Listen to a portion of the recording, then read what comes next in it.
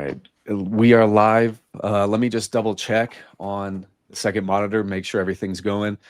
If folks in the chat can see if we are live, please let me know. And then we will get started talking right away. We'll let some people fill in. I know it might take a couple of minutes, but we'll get going.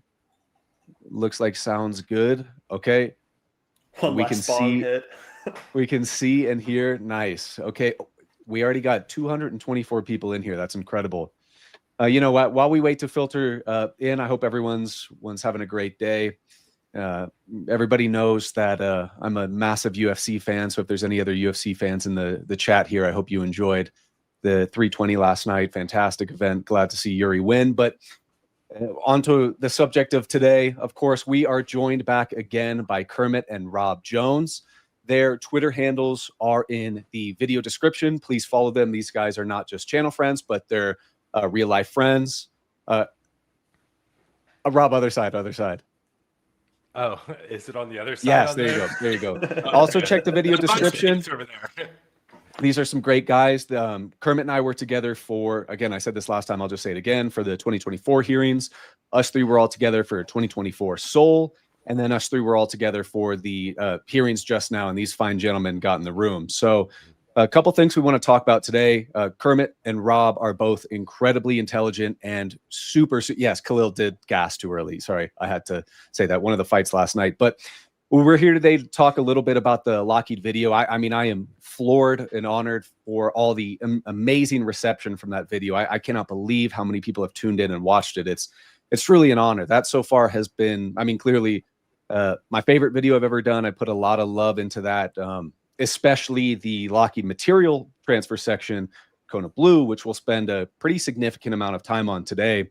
As I kind of said in a post the other day, I'm definitely going to release that section as a standalone, because that's, I think, one of the most critical aspects to modern day legacy programs to highlight. You know, Lockheed Martin containing materials, CIA blocking a prospective transfer to a new contractor under the guise of OSAP. And so we'll re-release that, but thank you all for being here.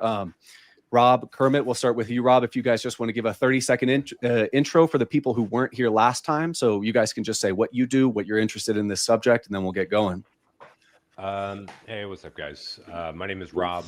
You can find me on Twitter at Burning Rob. I also have a Substack and a Patreon or whatever. It doesn't matter. I write occasionally, and I'm also a researcher for another podcast, which is not public yet, so I can't say the name of it, but I'm also editing a book as well. I'm just a guy who has somehow quit his job and immersed himself in this, and it's taken me in really weird places over the last 2 years. 2 years ago, I didn't even believe in UFOs, so here I am. You've had an incredible journey. Absolutely incredible journey. It's a bit of a rabbit hole, so. Generational run, big dog. And Kermit, before we get to you, if somehow this is the real Bob Lazar, which I have no idea of authenticating if it is or not, awesome. Hey, Bob. Thank you. Kermit, you go ahead. Let's hear from you, brother, and then we'll start to dive in. Yeah, for sure. You can find me on Twitter at KermDog, spelled DAWGENT. It's not ear, nose, and throat. It's entertainment. That's okay. I got into this space a couple of years ago, really becoming a more hardcore researcher, especially when Grush came forward, interested in the kind of the financial, kind of rabbit hole of how does this stuff get funded? How much is the taxpayer on the hook for with these programs? So extremely blessed that I've been able to work with Gerb and Rob over the past couple of years, just going to the hearings, going to conferences, interviewing people. Gerb and I, we went up to interview Weygant. That was over the summer. That was a great time. Yeah. Kermit was the man behind the camera for that, guys. I don't think I've ever said that, but yeah, Kermit was there with me the whole time for the Weygant project. Yep. So, I try to help out any way that I can. I don't really have much of a kind of established presence other than really my Twitter account where I just yap on there. But yeah, like I said, just interested in the truth and trying to get to the bottom of this, and also supporting people that, if anything, like people's lives are being turned upside down, especially for being exposed to this stuff. And, I want to have truth and reconciliation on this topic, more than anything. And, if the government doesn't want to play ball, we can look into stuff. So happy to be here. Awesome. So before we launch in, let me just, I know a lot of people are pretty hyped about this project coming up. So, let me just fill in a couple blanks here. There's been some delay on Project Gravatar. Luigi hasn't spoken much about the release date that was supposed to be summer 2025. I talked to Luigi just the other day. He should have an announcement on that soon. And yeah, the project is still very much right around the corner. So let me get here and then let me lay things out and we'll start working. Chris Bounds, thank you so much. Am I interested in the equipment and systems that UFOs use? The systems have been identified. I think some have it. I'm very interested, especially signature management capabilities of some UFO craft. So, and thank you so much again. So what I want to do now as we dive into Lockheed is the whole point of this video was analyzing Lockheed Martin and their alleged involvement in UFO legacy programs. Lockheed Martin is, of course, the largest defense contractor, not just in the United States, but the entire world. Everybody knows Lockheed Martin. Everybody probably knows family or friends or old family friends that have worked at Lockheed Martin, a lot of the times just as a systems engineer or an admin position or so forth. But, ever since the 1950s with anti-gravity research, Lockheed Corporation and Martin Marietta and the two after they merged have been intimately entwined with the subject of not just studying UFOs, but actual UFO material exploitation and possibly retrieval operations. Now, a long time ago, when I first started the channel, I made a video on Lockheed, and I said that that video was pretty inadequate, and I stand by that today. I looked in the wrong directions, and I'm sure you boys would agree with me here. There is so much fruit to study with Lockheed Martin without diving into some of the more not necessarily controversial or problematic, but whistleblowers from Lockheed without too much substance, like Don Phillips, who you can, study and find out he was indeed in the military, but cannot find his position at Lockheed Skunk Works, or Boyd Bushman and the small alien figurine controversy. So I wanted to step back and do a full reimagining of that project. And what started off as a really small project blossomed into something massive. So these boys are excellent at studying kind of financial ties and finances around legacy programs. So I want to give both of these guys a chance to start up some conversations about the Lockheed video. And we'll start with you, Kermit, and just throw some ideas out or thoughts you had or questions. And we'll just have a three-way discussion of talking about things. And then after we do that, guys, we'll start to answer some questions about the Lockheed project. And when we get to that point, I'll just ask everybody to put a question in all caps. And if it's just to everyone, just put it in all caps. But if you want to ask somebody in specific, say our name and then all caps. So Kermit, let's get your just preliminary thoughts or your focus you want to start with on Lockheed.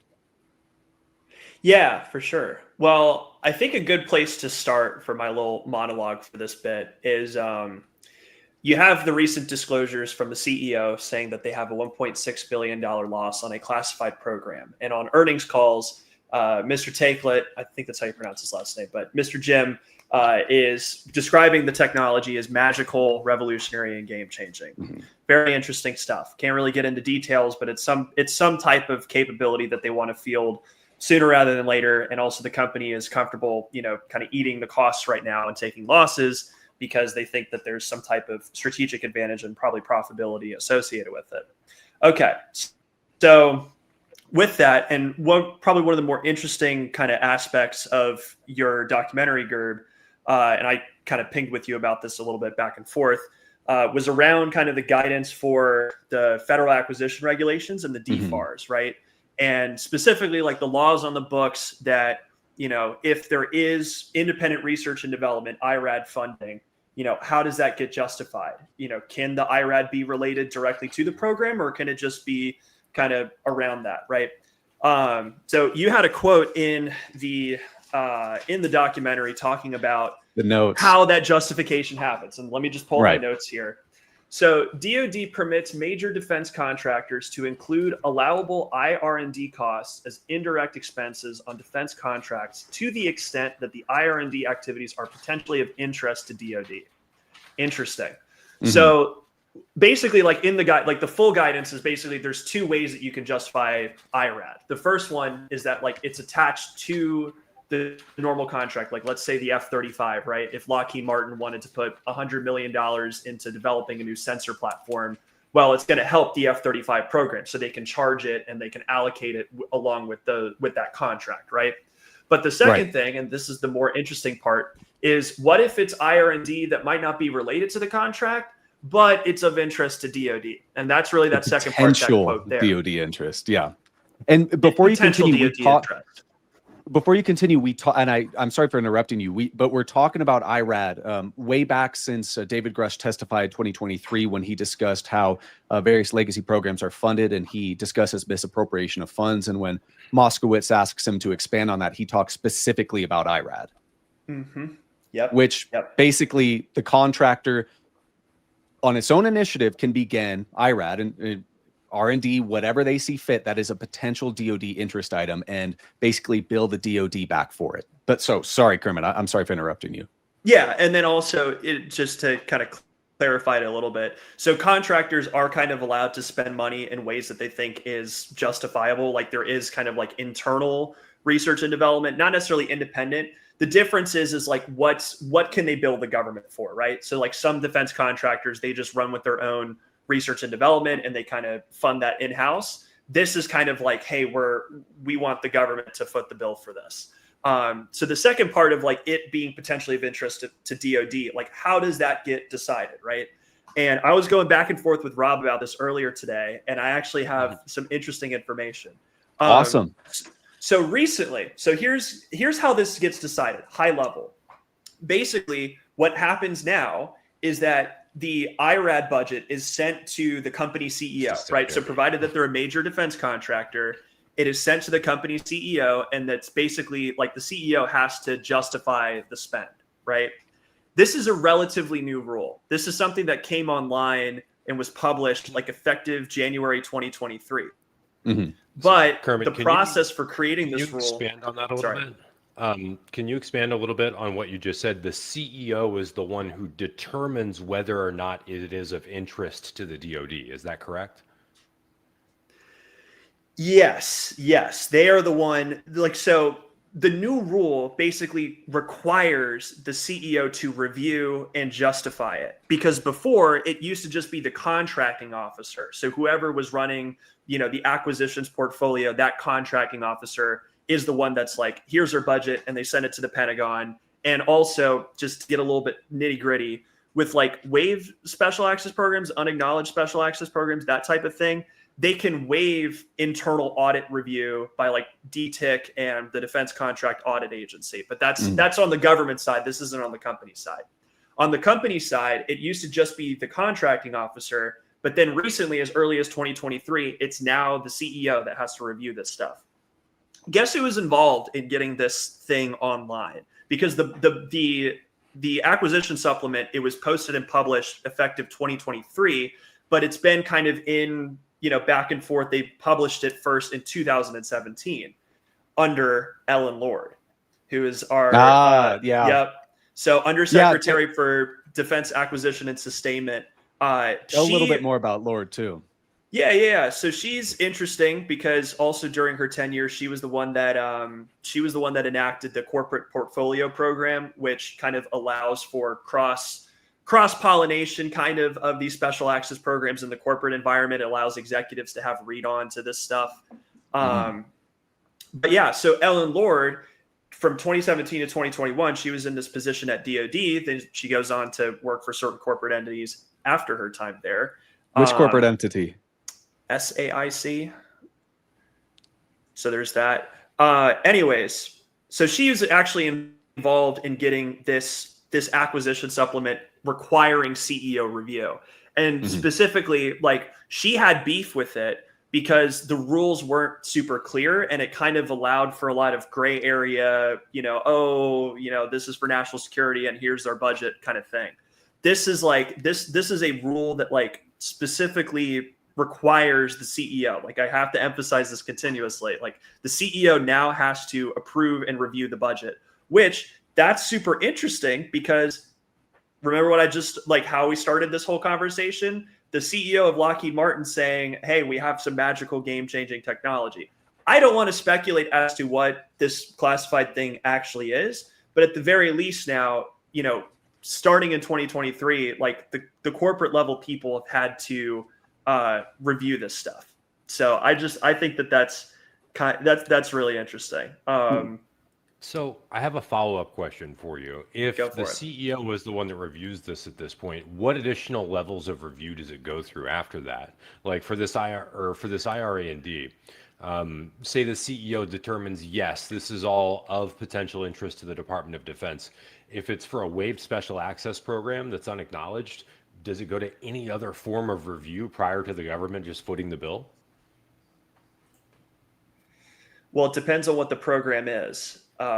So Okay. under normal kind of special access rules, and I think I kind of touched on this briefly, it would have to be sent through the Defense Technical Information Center, DTIC, and that's kind of like the management information kind of system that they use to track all this stuff, the documents, all that stuff.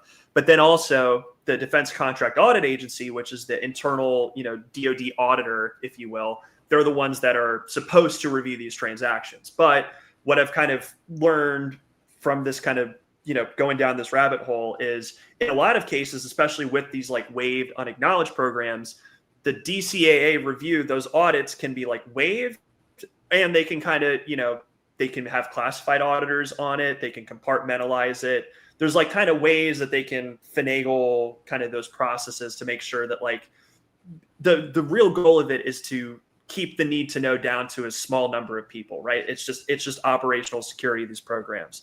So you have that going on. So there's no actually one particular process or like a set in stone like procedure for them to do this. They just get to sort of freestyle it.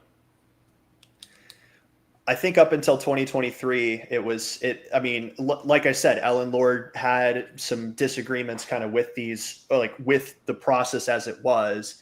And, I think her and a lot of other people in the administration felt strongly of like, okay, this needs to be, at least someone at the top needs to know about this. And they also need to be a part of the justification as well.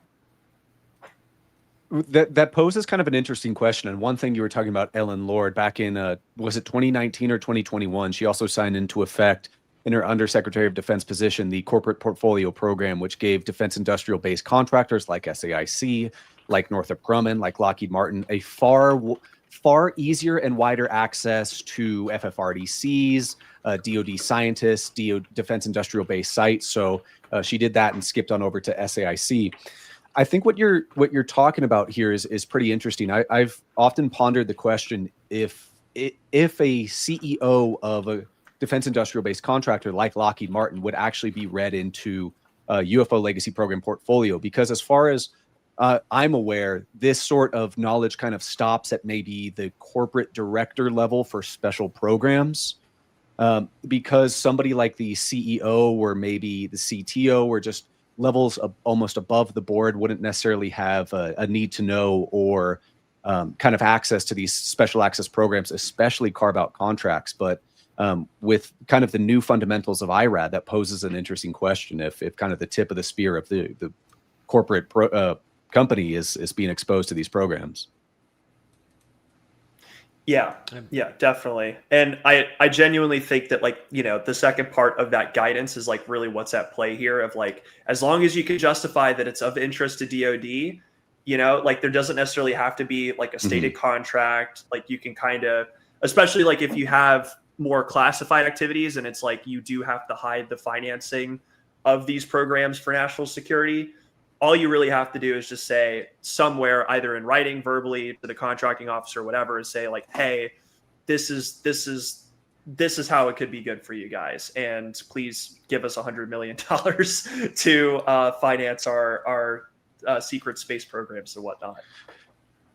But the CEO of Lockheed Martin wouldn't necessarily need to be read into that program, right? Like the Skunk Works special programs director could say to the CEO, we are working on, I'm just trying to think of something completely hypothetical. We're working on advanced propulsion technology, and these are our IRAD costs we want to build this department in the DoD for. That's all the knowledge the CEO might need to have, besides maybe a balanced financial sheet. The CEO wouldn't necessarily need to be read into all the aspects of the carve-out program. Right, exactly. And that's kind of where I'm a little iffy, because it's like, to what extent is the CEO read in? And yeah, to your point, all they really need to know is like what the top line figure is, and then high level like what the justification is, so that if they do have those meetings with, Pentagon people, whatever, the CEO can at least speak to, to the high level of like, hey, this is what we're doing, and here's kind of why it's important for you guys. Rob, you got anything to add? And if not, I'll take a quick 2-minute pause and get to these two No. wonderful Let's super go ahead chats. and do the 2-minute pause and go through All the right. super chats. Dark Orse, thank you so much.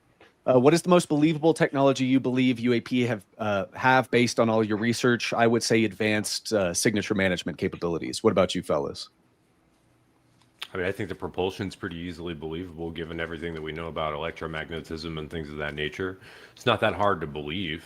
Whether or not, I don't know how to really expand upon that, because the propulsion has never surprised me very much, because I was also doing nuclear propulsion at age 19, and that stuff was really old when I was doing it, and that was like 20 years ago. It was, and pardon my language here a little bit, it was hella old. Like everything that we went through, like we're talking, the thing that you were taught in high school as a kid was like, oh, this is the pinnacle of modern technology, nuclear power. Right. No, this is crusty old equipment. Yeah. It's old, man. In You gotta have engineering better stuff than school, that. anything nuclear, we were just told hot rocks. So yeah, kind of same as you. We were told just hot rocks, nothing too crazy. What about you, Kermit? Yeah, I'd definitely say the propulsion, and you really like going down the rabbit hole of like the laws and stuff, because that's how my brain works. Like the Invention Secrecy Act, like once you really start to unpack like that the government can basically just classify patents for the interests of national security, either to build weapons of war or whatever. And that's been around since, the early Cold War. And then also like, there's been other researchers, and we've kind of talked about like other, scientists like, Thomas Townsend Brown, Podletnikov, like there's a lot of these scientists that were verifiably studying anti-gravity or kind of derivatives of it. And it's like, well, where is all that work, And then famously, like in the 1950s, Popular Science was saying, oh, the G engines are coming tomorrow. Yeah. We're all going to be flying around in the jets and stuff. And then all that research just kind of, it stopped being posted publicly. And those researchers then moved into the black world. So Hey, yeah, that's one company involved in that was Martin Marietta, the precursor to Lockheed Martin, who thought they would have a functioning gravity engine if they had the sufficient of tools. BB, thank you so much for your support, my friend, and that's a very cute dog. I very much appreciate it, very much. We got one more from Mighty Mo, and then to you, Rob. Have you looked into Lockheed's operations or ties to the Woomera test range in Australia?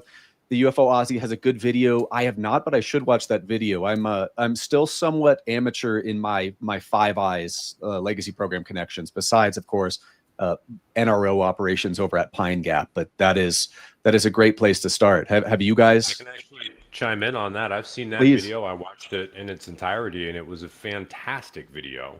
I actually, the UFO Aussie follows me. I wanted to message him about that, because the whole Woomera test range is really cool. It's almost like a miniature version of Area 51, and there's a lot of really crazy stories about, like essentially entities in spacesuits on the range. I highly encourage anybody in the chat to give it a watch. It's a great video. So let's keep going with the Polarity. Josh did a good video on it. We'll have to check that out. I'll have to check both out. Let's do a little bit of round robin. Rob, let's go to you. What do you want to talk about next about Lockheed? And we'll just kind of keep going around. Kermit started us off with a fantastic discussion. Oh man, you pulling the thread. Got me with my pants down. Yeah. No, I was actually getting barraged with a bunch of questions from people on different chat formats. Let's see here. One of the things that we did want to discuss initially was. Can you skip me for a moment? I'm really sorry. All right, Kerm, we'll go back to you, brother. Okay. Can we Both talk you guys about? Have so many notes. Yeah. Can we talk about the interesting little bombshell you had in there about Oak Ridge and about NHI craft and the possession in the basement, presumably? Can we discuss on that? Yeah, I like to relegate that stuff to a sentence or maybe a paragraph in a video. I don't ever want to be the type of guy who goes on Twitter and says like, bombshell, I know there's craft under Oak Ridge, or saying a definitive statement when it's still, to me, conjecture. The source of this claim is still undergoing a vetting process. Although I believe they have legitimate information, as there's some other stuff this person has told me that is checked out pretty interesting in interesting ways. And I'll expand on that just a tiny bit, because there is a little more information I can possibly give that may help some people jump off if they want to look into this. And, I'm going to talk about this in my next video a little bit as just a sentence. But Oak Ridge, for anybody unaware, is a Department of Energy National Lab federally funded research and development center located in Tennessee. Before the year 2000, Lockheed Martin actually managed Oak Ridge, just as they did Sandia National Labs up until 2017. After his tenure with Arrow, the legendary Sean Kirkpatrick ran off to Oak Ridge to serve a high-level intelligence programs director position. For some reason, Oak Ridge took that off their website. Oak Ridge is a very interesting installation. So what I was told, and again, I'll preface this as conjecture, but I'm still vetting this information, and I do find it to be very interesting and worth more investigation, is that under Oak Ridge, there is a science-based installation that houses 2 recovered craft that this specific source had seen firsthand, like up close. The 2 craft were saucer-type craft, and there were RDT&E programs being conducted under Oak Ridge, and specifically there was an effort to study skin of craft. That's not like outer shell, not metals, but skin was the very specific term used. And that these programs are likely involve the MITRE Corporation and Battelle Memorial Institute. And that was just a guess by this person with this knowledge. But the thing that they did tell me that they knew for a fact is that this is the Department of Energy Office of Intelligence and Counterintelligence that is the program manager for this operation below Oak Ridge. So a lot of people don't know that the Department of Energy has its own intelligence office and counterintelligence office. So that might be a good jumping off point for there. Again, that's conjecture here. It's information still being vetted. But I'm not saying this definitive, but this is something I have heard that's been pretty interesting to me. Whoa. That's what I have to say about that. So I had gotten a really good question from somebody recently via Twitter, and I just want to go ahead and read back their question. I'm not going to name who this was. This was a contact that I want to try and cultivate, but he asked me, let me see here. I find it fascinating, but what would be Lockheed's motive to divest itself of NHI material and transfer it into other private hands? I thought that was an excellent question. I know that each one of us can probably hypothesize on that. We don't really know the answer. I know you covered a bit of it in your piece, but I do have a couple of theories about that. My current running theory is something that Gerb and I talked about a little bit the other day, is that after the transfers were blocked, one thing that you have to ask yourself is, why were those transfers blocked? Why were those material transfers blocked if theoretically all of the individuals involved in these transfers had the requisite clearances and so on? Why would Glenn Gaffney have been, antagonistic in their encounter and have blocked that? Who's to say? I would say my personal theory is that Bigelow Aerospace and everyone involved in that organization was probably viewed as a security threat, whether or not they had clearances. And it was probably seen as not a good idea to give them material, just in general, for the overall security of that program. And that's also why I believe that like you mentioned, that this material is likely far more advanced than some of the other material that Lockheed held within its within its inventory. I don't think that they saw any sort of loss of competitive advantage whatsoever by letting somebody else look at it, and that's how Jim Ryder tried to argue it. But also, Jim Ryder wanted more people to be able to see it, just because it's going to help. Yeah, I They agree. could have Jim kept Ryder, it. he seems like a bit of an anomaly in terms of legacy program scientists. I mean, towards the end of his life, when he'd left Lockheed, he was given all sorts of talks on kind of esoteric ideas and principles and subjects of consciousness. I kind of likened that to Colonel Carl Nell as well, who at Archives of the Impossible gave a talk that really dove into the subject of consciousness. I found it was the 2019 Eric Davis interview, and I know I mentioned I had some problems with Eric Davis, but this is still worth kind of referencing and listening to. That Eric Davis kind of implied that he had formed a relationship with Jim Ryder before ever OSAP and Bass was ever thought by Ryder to get some materials to. So maybe in Ryder's mind, he formed a pre-existing relationship with Eric Davis and the fellers over at OSAP and Bass. And like you, Rob, I agree that this specific batch of materials was, there could be nothing more learned from it, or that it was just incredibly difficult to crack. So Lockheed was quite confident that they and possibly other entities couldn't leverage any more information or advances from these materials, and thus pass it off, try and get some new minds on it.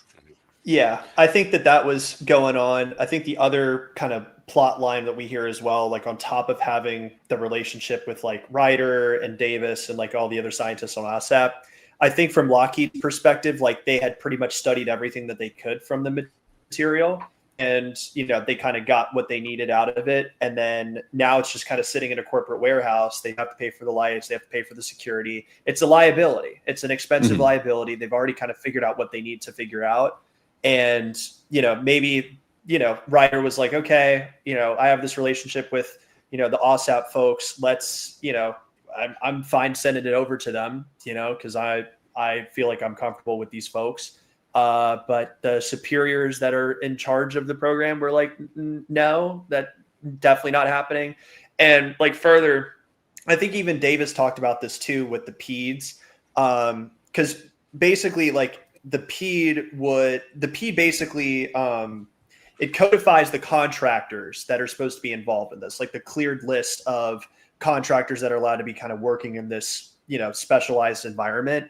And so if Bigelow's not on the list, sorry, you're not in the club. Like you can't get this material. So yeah, I think kind of those 3 points, like you have the relationship, you have Lockheed's perspective of it being, an expensive liability, but then also like, great, you have all these clearances and you have this relationship, but you're not on the list. So we can't give you the stuff. As the philosopher Chris Brown once said, I don't see how you can hate from your side of the club. You can't even get in. You can't even get in. Yep. So then that begs the question. Of course, the CIA's Directorate of Science and Technology, Glenn Gaffney, and possibly Robert Cardillo of DD&I was implicated in blocking this transfer. So let's hear some theories about why specifically this transfer was blocked from Lockheed Martin through the Prospective Special Access Program known as Kona Blue, facilitated by the Department of Homeland Security, that was supposed to go to Bigelow Advanced Aerospace Space Studies. I might be getting a couple words mixed around there, and the under the OSAP program. So let me hear why, and these are of course theories. Let me hear why you guys think that transfer was blocked. And I know you guys touched on it a little bit, but some complete hypotheses. I just don't think that they felt that theoretically those people were going to be the one. All right, let me rephrase it this way. I think that material, given its advanced nature and the fact that they couldn't make heads or tails of it, according to, or I believe that was the quote from Dr. Davis, that they couldn't make heads or tails of it. Given the advanced nature of the material, why would they send it to an organization that is a downgrade in technological capability? Yeah. Fair. That would be my first assessment. And then from there, why would you not then use that opportunity if you're going to move that material and Lockheed doesn't want anything to do with it anymore? Why would you not then take that opportunity to move it into an organization of choice rather than one that volunteered itself? Just saying. Kermit? Well, I'm going to take it back to Glenn Gaffney because I watched a podcast that he was part of with the Auburn McCrary Institute for Cybersecurity, and was talking a lot about artificial intelligence. And he has this kind of interesting line where he's like, what really keeps me up at night is basically high level, what kind of worries him a lot is that kind of the economic kind of financial ways of thinking would undermine critical infrastructure. So like in the context of AI, like, you know, the finance world and their kind of wargaming of like what the uses for AI could be. Because basically the line is like, it's easier to pay someone to do it, right? But like also when we're trying to make these choices of like what to do with like, you know, critical technology, critical infrastructure, we don't really realize that we're making like critical decisions about like how the infrastructure works and who provides and all that stuff. So I don't know, kind of reading in between the lines a little bit, like you don't really want to fix what isn't broken. Like if the program itself and the structure of it is able to be justified and it's like kept within the bubble, and you know, then all of a sudden you have these people from Bigelow that are like, hey, we want to get this craft. Like again, it's seen as a threat. It's seen as a threat to the program and the security of that. And you know, I think I get the opinion, or I get the feeling that like these UFOs aren't for sale. And I think that that's kind of the message of like, you know, this is critical infrastructure. This is stuff that we might be relying on in, you know, let's say the next World War, or, you know, whatever the next step is. And so, you know, having outside interest, private interest coming in and saying like, hey, like we want to have this stuff and here's our contract. I think that that's kind of seen as a threat, if that makes any sense.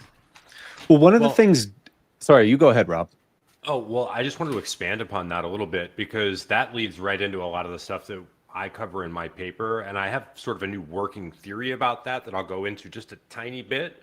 But you mentioned, you know, that they're not in the club. Very much the ownership of these materials is almost, I would liken it to like owning an NFL team. And very much like an NFL team, you must have the approval of all of the other owners, is the way I like to sort of think of it in my head.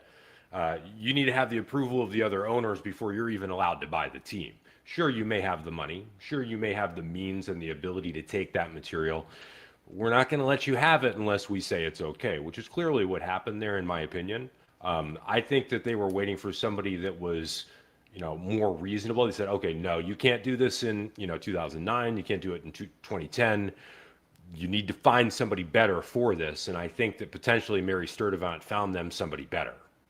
And I think she found them Veritas Capital and Ramzi Masalam, because they had a fantastic track record after their cleanup of MZM. Yeah, so and DynCorp. So that's a question you pose in Sub Rosa, is if after Kona Blue failed in 2010, 2011, what ultimately became of the materials? And I think the best part of the entire paper is your discussion of basically Lockheed Martin severing its arm. Perhaps these materials were then contained in the Enterprise Integration Group of Lockheed Martin, which was then spun into the Psi organization owned by Veritas Capital, then to Vencor. And then was it straight to Peraton? Vencor to Peraton, or Vencor to, I'm missing one link. For some reason, my brain is escaping me right now. My entire paper at this point, because I have to grab my I think it was from, like, where the transition is. It's so confusing. Even as somebody who's looked over this like a million times, I believe it goes directly from Vencor to Peraton. But we may have missed kinetic in there somewhere, if I'm not mistaken. Yeah, kinetic. Yeah, with a Q, ending with a Q as well. And your theory here is that DDNI Robert Cardillo was involved in the blocking of the materials of Kona Blue. And then back in, what year was it, 2019, he actually joined the board of Peraton, that you theorize perhaps ended up with the UFO materials in Kona Blue owned by Veritas. Yeah, and you know, if you look into some of the things that Peraton and its subsidiary Peraton Labs do, a lot of it is materials research. It's, you know, high-end research and development for the Department of Defense. Just so happens that some of their major facilities are really close to Picatinny Arsenal in New Jersey. I'm not saying that that's a correlation there. I just thought it was cool. Let's take another minute pause, or possibly even briefer, because we got some super chats. Crypto Kev, that is absolutely incredible for your support. Thank you so much. I think we got two. And wow, Fat Rodents, holy crap. Thank you so much. That is incredible. Thank you very much. You're doing plenty to support me. That's incredible.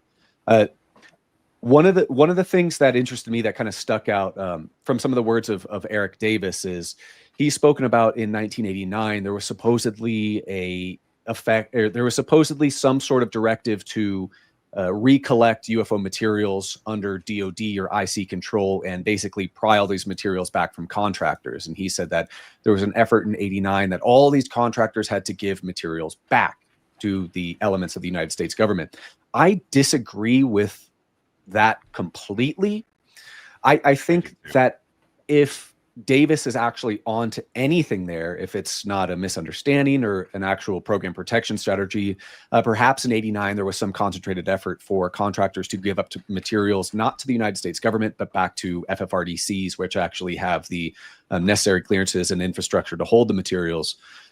Because part of my understanding about modern day UFO legacy programs for retrieval, for material exploitation, et cetera, is that the keeper of the keys in the programs on the corporate side are not the contractors, not Lockheed Martin, not Northrop Grumman, but the federally funded research and development centers, which are often government-owned, contractor-operated.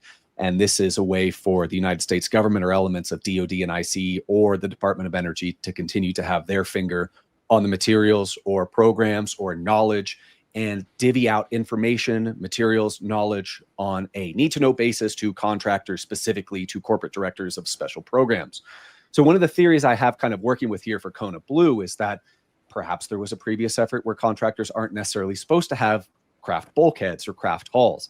This is supposed to be in possession of MITRE out at Pax River, or Crystal City, Virginia, or the Aerospace Corporation out in El Segundo, or Oak Ridge, or Sandia National Labs out in Tonopah or New Mexico, or Los Alamos at Albuquerque, et cetera. And that basically a red flag was raised or an alarm was hit when Lockheed and Jim Ryder, a real wild card of Maverick, was trying to say, hey, we want to get some fresh minds on this project. And thus the CIA's Directorate of Science and Technology swooped in, put the kibosh on. Now, anybody who's kind of paid attention to my channel or finger on the pulse on the subject now knows the CIA's Directorate of Science and Technology has been implicated in very, very high levels of UFO legacy programs for a long time, whether this be dating back to old Navy programs or the excellent work of Chris Sharp highlighting the CIA's Office of Global Access, which, according to Sharp, is a DS&T spun off from Deputy Director Carl Wolf, kind of a logistics coordinator for foreign UFO crash retrieval operations. So that's kind of the working theory I have, that Lockheed and other contractors right now aren't necessarily supposed to have the ability to house entire craft structures. They work at the behest of the federally funded research and development centers for RDT&E or program work. That's just kind of what I'm working with here. But what you say, Rob, is extremely interesting with Veritas, because this is a private equity firm that you're kind of theorizing is trying to carve out its own piece of the pie. Yeah, you basically teed me up there. I appreciate that. Yeah, it's really concerning. My running theory right now is that Veritas, as an entity, along with their financier arm, Brown Brothers Harriman, which essentially acts as acts as the financial clearinghouse for all transactions that they perform, which is pretty significant. I believe that at some point it was identified that following those two failed transfers, they're like, well, if it was already in private hands, I think somebody got the smart idea. What if we took it completely private? What if we got it out of the FFRDC UARC management structure altogether and handed it over to a trusted entity that we can agree on, and then maybe they can do some really weird stuff with it. And so Brown Brothers Harriman has been inseparable from IC, the intelligence community, back since World War II, right? They really early used CIA's non-official cover programs. And I'm not incorrect in saying that, right? I know you have a lot of knowledge on Brown Brothers Harriman. In saying that, I would say that it goes far, far, far further back than that. I mean, Brown Brothers Harriman as an entity, just as a law firm, was implicated by, I forget the name of the committee, but essentially was implicated for funding the military buildup of Nazi Germany against the terms of the Treaty of Versailles. Now, eventually they were, sort of let go with a slap on the wrist because of all the other things that they were doing for the OSS and, everything that was involved in the Allied war effort by that point. Because it was at that point, hey, we can shoot our leg off or we can use it to run. In World War II, they specifically supported Vannevar Bush's OSRD, or Office of Scientific Research and Development, right? And Yes, of they did. course, you guys like financing stuff. I like FFRDCs. An interesting parallel there is Vannevar Bush and the OSRD was working intimately with Brown Brothers Harriman and various funding groups. Vannevar Bush also helped create the MIT Radiation Lab, which was one of the first ever FFRDCs that became MIT Lincoln Labs in 1951 that would go on to birth other FFRDCs. So some interesting connections there. I didn't mean to cut you off, Rob. No, you're completely fine. You got me right at the right spot. I mean, so Bush is a very, very interesting person. A technocrat at heart. There's an individual by the name of Blocked Epistemology, who's a buddy of mine that I talk to occasionally. Great work. Who has what I believe is a really great running theory for the potential origins of the name MJ12, based on this piece of legislation called the May-Johnson Bill, that was essentially written by Vannevar Bush as a way to essentially install a unelected group of technocrats that would run the defense industrial base for the United States during the entire Cold War. This entire architecture within that bill sort of similarly matches the FFRDC UARC structure, if you look at it, and is very, very compelling to look at. I would highly recommend anybody interested to take a look at some of his writing. It's cool stuff. It's great, especially his work on the CIA ship Glomar Explorer. That was, of course, allegedly picked up only 1/3 of the Soviet submarine K-129, likely picked up the whole thing, dropped it off in the Pacific Northwest, and how then the Glomar Explorer went on to be used by actually Lockheed Martin for various mining subsidiaries and so forth. Awesome work. Check out his work, seriously. I would say mining is in quotation marks there too. Yeah, the direct implication is retrieval of maritime vehicles. Yeah, and also I believe was he the one, or was Chris the one that first made the connection to Woods Hole Oceanographic Institute? Chris. Yeah. That was back September of 2024. Chris Sharp discussed Woods Hole Oceanographic Institute, CIA DS&T, Lockheed Martin Dry Submersible, CIA's Directorate of Operations, and the National Reconnaissance Office, and a couple other offices in maritime UFO retrieval operations. Neuro was one, right? Yeah, the National Underwater Reconnaissance Office, highly secretive. I spoke to former admirals, who did not know that Neuro was a real thing. What? I'm not joking. So I find that so funny, because I actually had an instructor in nuclear power school who was a technician. He was the machinist mate first class on Merwin, which is NR1, prior to its retirement. Whoa. Yeah, Wow. yeah. So everybody would always ask him, like, "Hey, man, what'd you do on Nerwin?" And he'd go, "We do research and exploration. That's it." Yeah, was all he would ever say. Super interesting guy. Neuro's so interesting. I've known about Neuro since then, so like it just always seemed to me like when that came out, I was like, "You guys don't know about Neuro? That's a thing." But it also occurs to me that a very small subset of people would have even met that guy and heard those stories. So a self plug, if you want to learn more about Neuro, I got a good video on underwater crash or legacy programs. But of course, Neuro was established between the CIA and the Navy when the NRO, National Reconnaissance Office, was established as a joint effort between the Air Force and CIA. What was interesting about Neuro is right after its inception, I think back in '69, there was immediately a tug of war between CIA, DS&T, and the Navy for who could control Neuro, basically. Mm-hmm. And it's funny how Neuro is left out of any large-scale picture. I mean, you have the U.S. Big Five intelligence agencies, the NRO, NGA, CSA, CIA, NSA, and DIA, but then there's Neuro that's conveniently not factored in. There's not a Big Six. And Department of Energy Intelligence.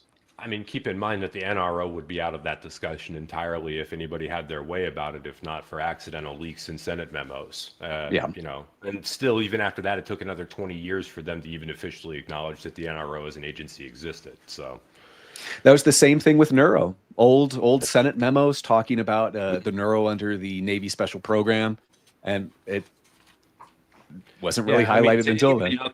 To anybody out there who thinks that the government can't keep a secret, the government can absolutely keep secrets and does so all the time. And in fact, there are links to those secrets out in the public eye.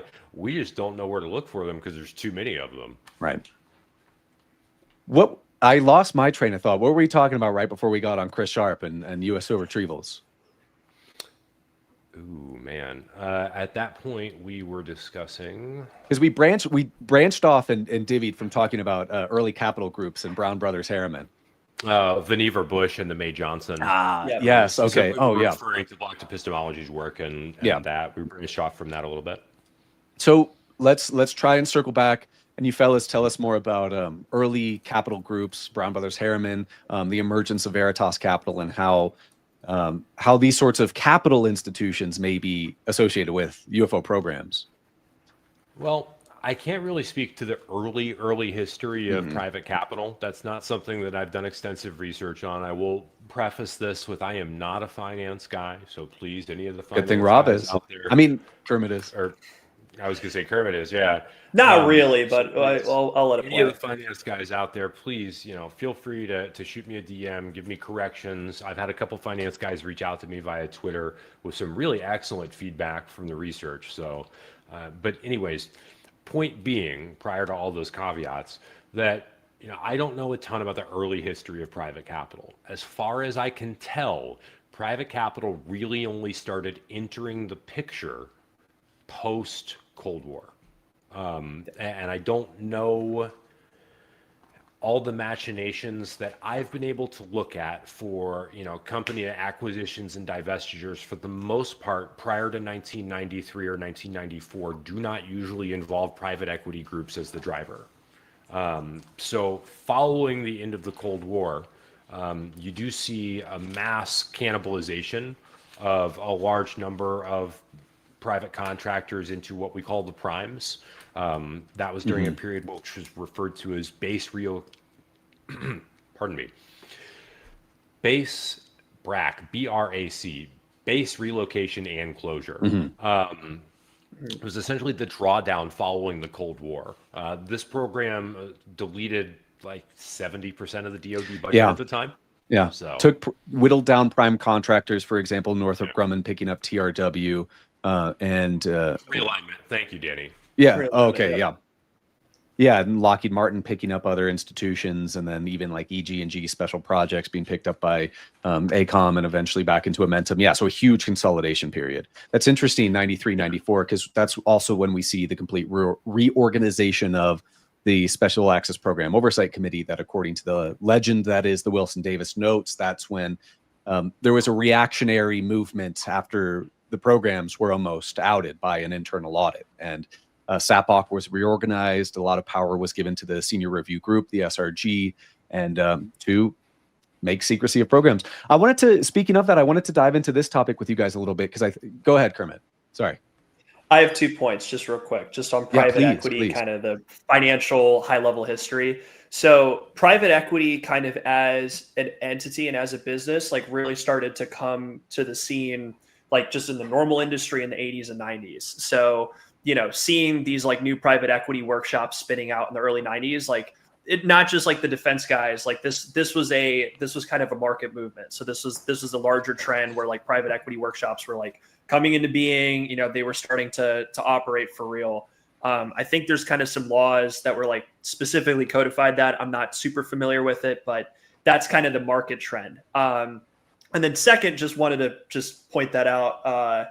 There was an infamous event called the Last Supper, where I think it was the DoD secretary met with all of the executives of like the big 12 defense contractors and basically looked them all in the eyes and said, we're going to have to cut funding. So half of you guys are going to be gone.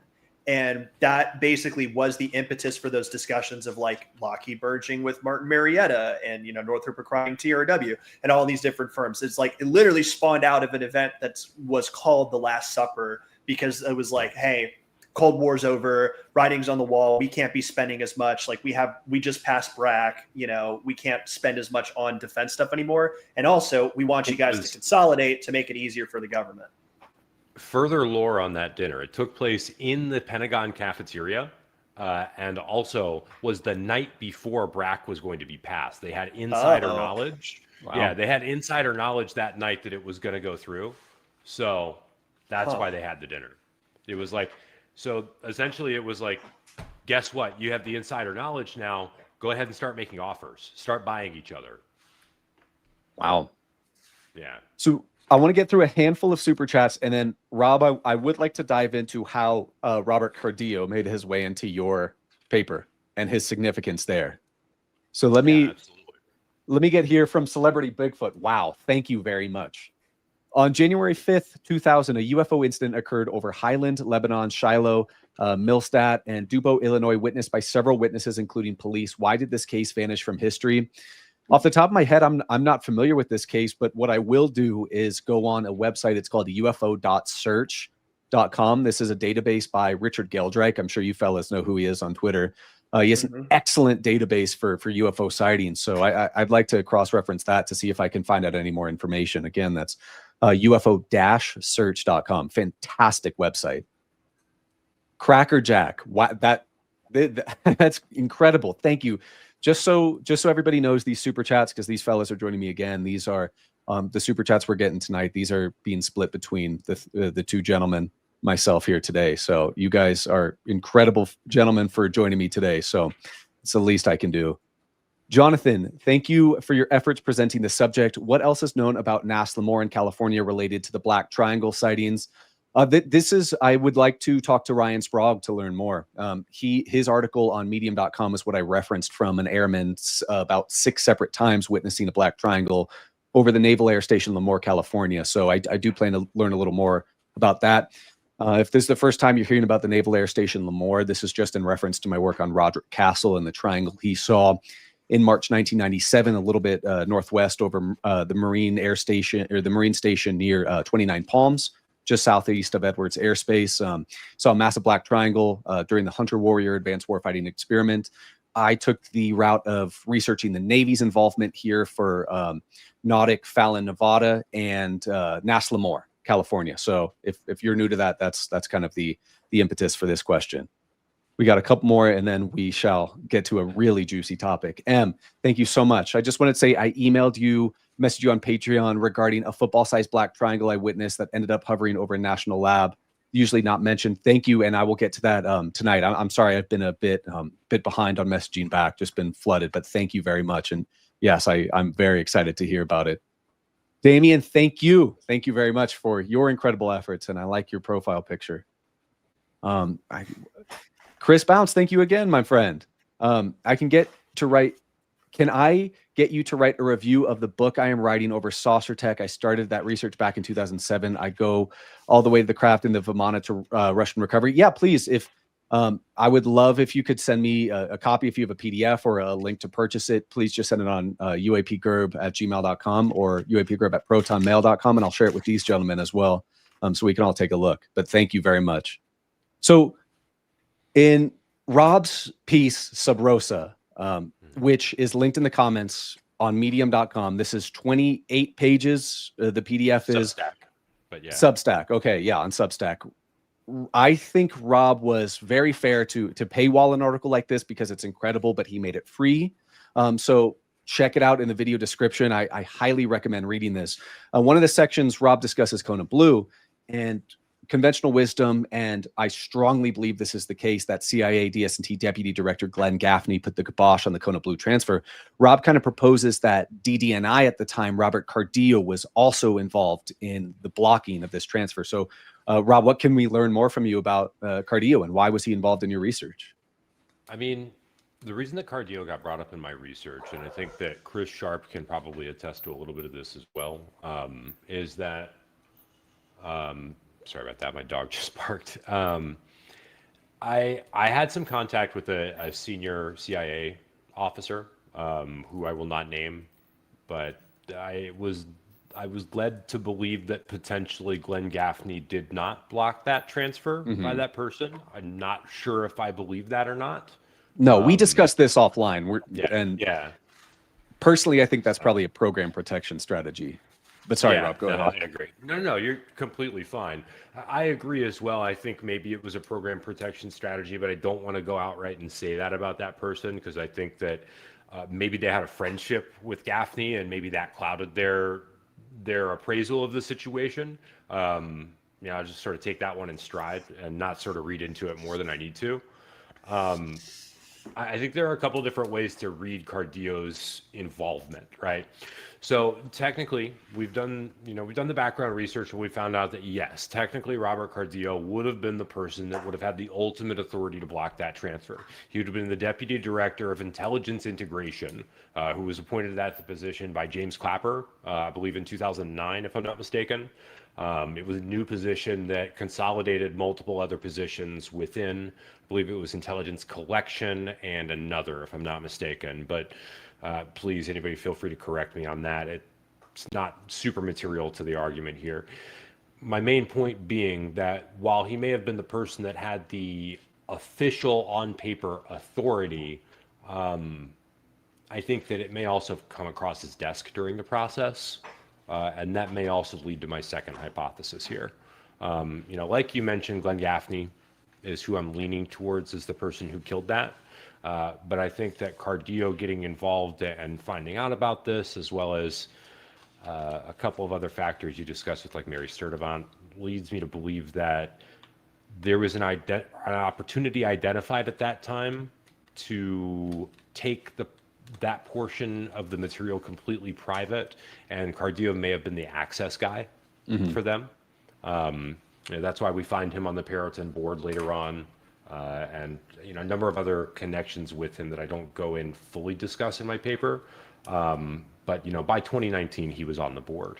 So within less than a decade, he had already transitioned out, from those various different NGA roles that he had been involved with, and DNI, and he had access to all the goods, read-ins basically everywhere. That would be the guy you want as your strategic advisor on your board to tell you, okay, so this is the unit that you're going to collect here from this company. This is the company that you're going to buy here. And that way you'll have access to all the different portions of the tech stack that you need to be able to look at this material. Just a theory. I mean, I think even the inception of your theory is excellent. You talk about Clapper appointing Cardillo.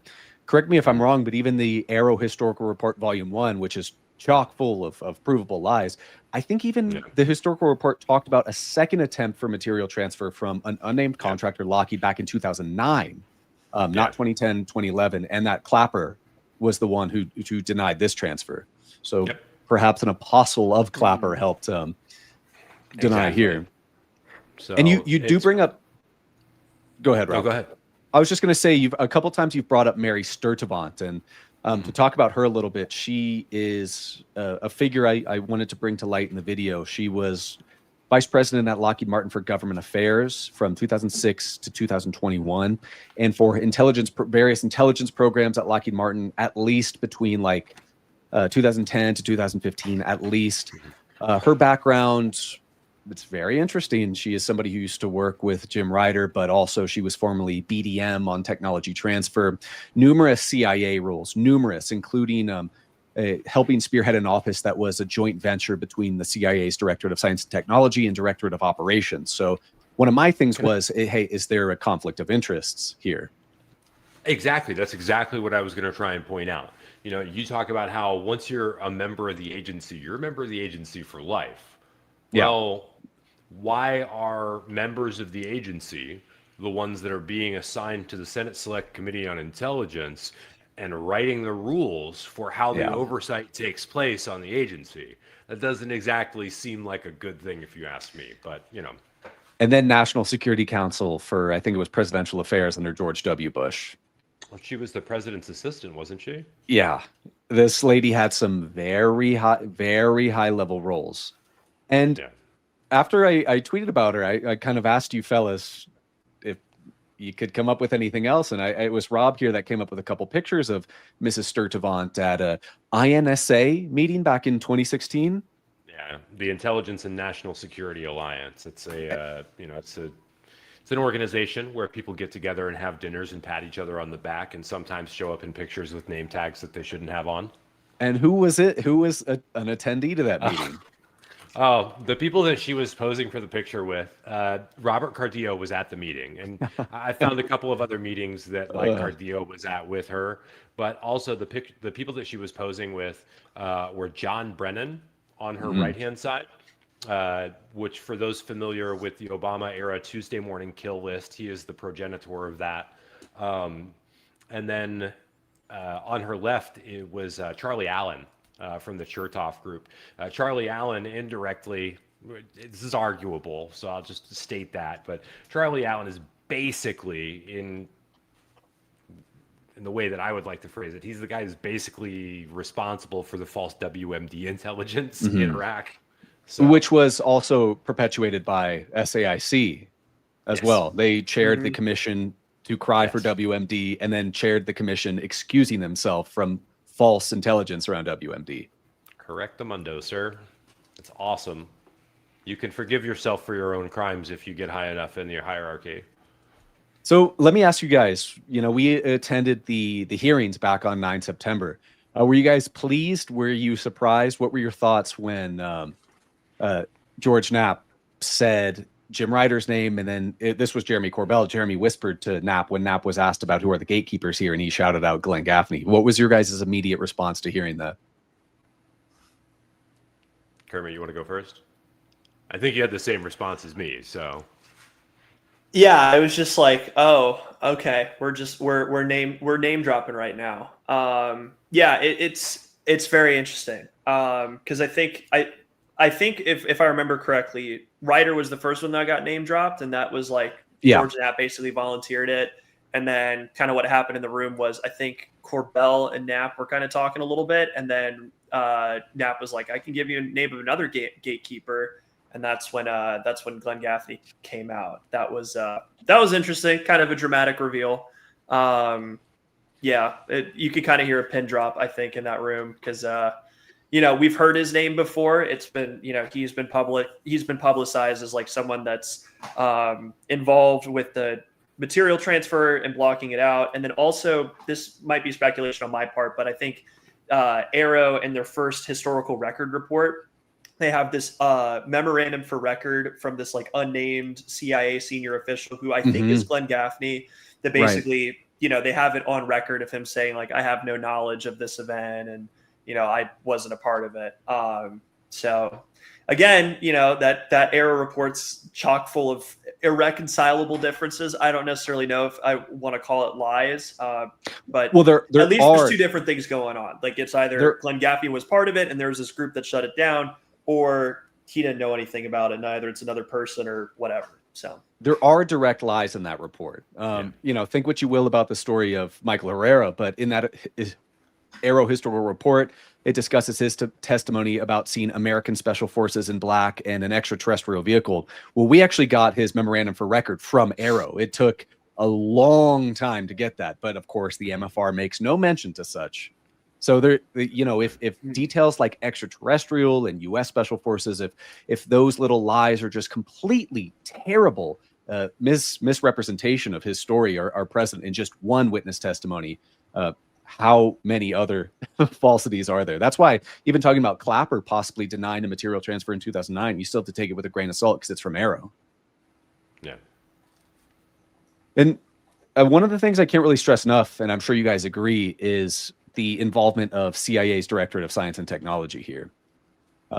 Whether it be Deputy Director Glenn Gaffney, Deputy Director Carl Wolf, who created the OGA, who I heard is a nasty fella, all the way back to CIA DS&T Deputy Director Donald Kerr, who also ran Los Alamos, EG&G, was a senior on the MITRE Corporation, etc. CIA DS&T is a very, very, very interesting part of the CIA to look at in terms of involvement with legacy. What else?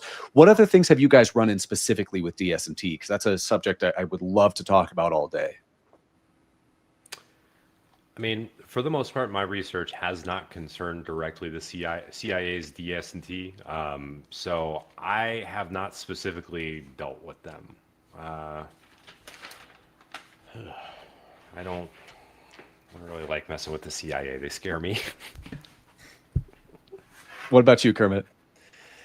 I'll be honest. So I'm pretty sure that the intelligence budget is like highly classified. So there isn't really much for me to go off of, no contracts that I can snoop or look through. I think for national security reasons, those budgets are highly classified. So I became aware of CIA DS&T kind of around the same time that everyone else in the community got aware of it, through Chris Sharp's reporting, through the OGA stuff as well, through the Office of Global Access. Like, there's real reporting, and there's statements on the table of like, yes, these specific groups within CIA are involved, but for my kind of special interest of like, okay, how much is the taxpayer on the hook for this type of stuff? Like, I don't really have a basis to form an opinion of like how much money's going into that stuff. You know what I mean? Yeah. I'd like to see evidence. I'd like to see the paper trail. Let's circle back to Lockheed. What other points of discussion do you guys want to hit on regarding Lockheed or Sub Rosa? It looks like Rob's got something fresh on the mind. Did I just call you out? Were you just searching for something? I'm a deer in the headlights right now. Yeah, I was searching through my notes. Let's go to this then, because this was an interesting thing I really enjoyed talking about. We talked about 1993 reorganization of SAPOC. And what I kind of proposed as a possible reason for that audit that may have almost nearly ousted the programs was a 1986 GAO document, which talked about improper security controls being followed by the Lockheed Corporation out at their Burbank plant, which is Skunk Works. There were classified document control substations with thousands of discrepancies and unreported documents or accidentally destroyed or withheld documents. So I wanted to get your guys' take on that. I thought that may have been a concealment effort to hide some programs by Lockheed. Thus, thousands. There was about 1,500 out of 40,000 classified documents at their 53 document control substations that were missing. And so I kind of liken that to the subject, of course, we talk about, but I do want to get your guys' thoughts and possibly some expansions on that. Well, I mean, I think that can be interpreted in a lot of different ways. I know that from my understanding and reading a lot of those reports, it did seem like there was just really, really sloppy controls on a lot of that stuff. Yeah. Just ultra sloppy. To like an actual ridiculous level. So some of it is pure laziness. I mean, why would you specifically follow all those rules if you could save money by not? Right. And also people probably just found it annoying. I know a lot of times, like, we would catch people down in the reactor plant on my carrier without their detection device on them, and they'd been down there for several hours. And we did not want to do the paperwork for having found someone down there like that. So we're like, hey, man, you need to go to the bathroom, or like the head, and you need to check your belt while you're up there. Bye, buddy. Go. So it sort of felt like a little bit of that to me, where it's like, oh, man, we found all this stuff. Let's just not do anything about it and just do better in the future. And please don't put me in trouble, type deal. So there's some of that, but it could also be absolutely the other end, where this was the time they almost found us. So I try and be a little bit of a pessimist on that stuff and not read too far into it, but I do agree with your assessment on some level. I think that probably was where they were almost found. But what do you think, Kermit? The thing I'd like to think about with the Burbank facility, because this is just like a very interesting little factoid. So during World War II, it was a giant production facility, and they built a fake neighborhood on top of the facility because they were terrified that the Japanese were going to send bombers over and bomb California. And so they built this like fake town on top of this giant facility. It's like looking at pictures of it, I'm like, dear God, this is insane. Not necessarily alien related, but like it just goes to show like the lengths that, we would go just to cover it prosaically for, conventional military stuff. Also, a second point too, and I'm blanking on names specifically, but there were people that were working within Lockheed or connected with Lockheed that were like part of Manhattan Project, studying anti-gravity potentially, and they were based out of Burbank. So that is a potential paper trail rabbit hole to kind of go down. Again, I'm blanking on names, but I can get back to you on that. No. I mean, to sort of like piggyback on that a little bit, and to go back to some things we also talked about, following BRAC, or base realignment and closure, a lot of the corporate structures for these entities changed drastically. And I will admit openly that I have not gone into the specifics of how Lockheed and the Martin Marietta Corporation's structures changed when they merged. So I don't know exactly how that power structure morphed from where it was prior to the end of the Cold War to where it is today. And it's very likely that there were a lot of changes there. Specifically, when you look at, like, for example, your piece on SAIC, I believe you touch on the restructuring that's taken place in SAIC following the Cold War, the ousting of Robert Baster.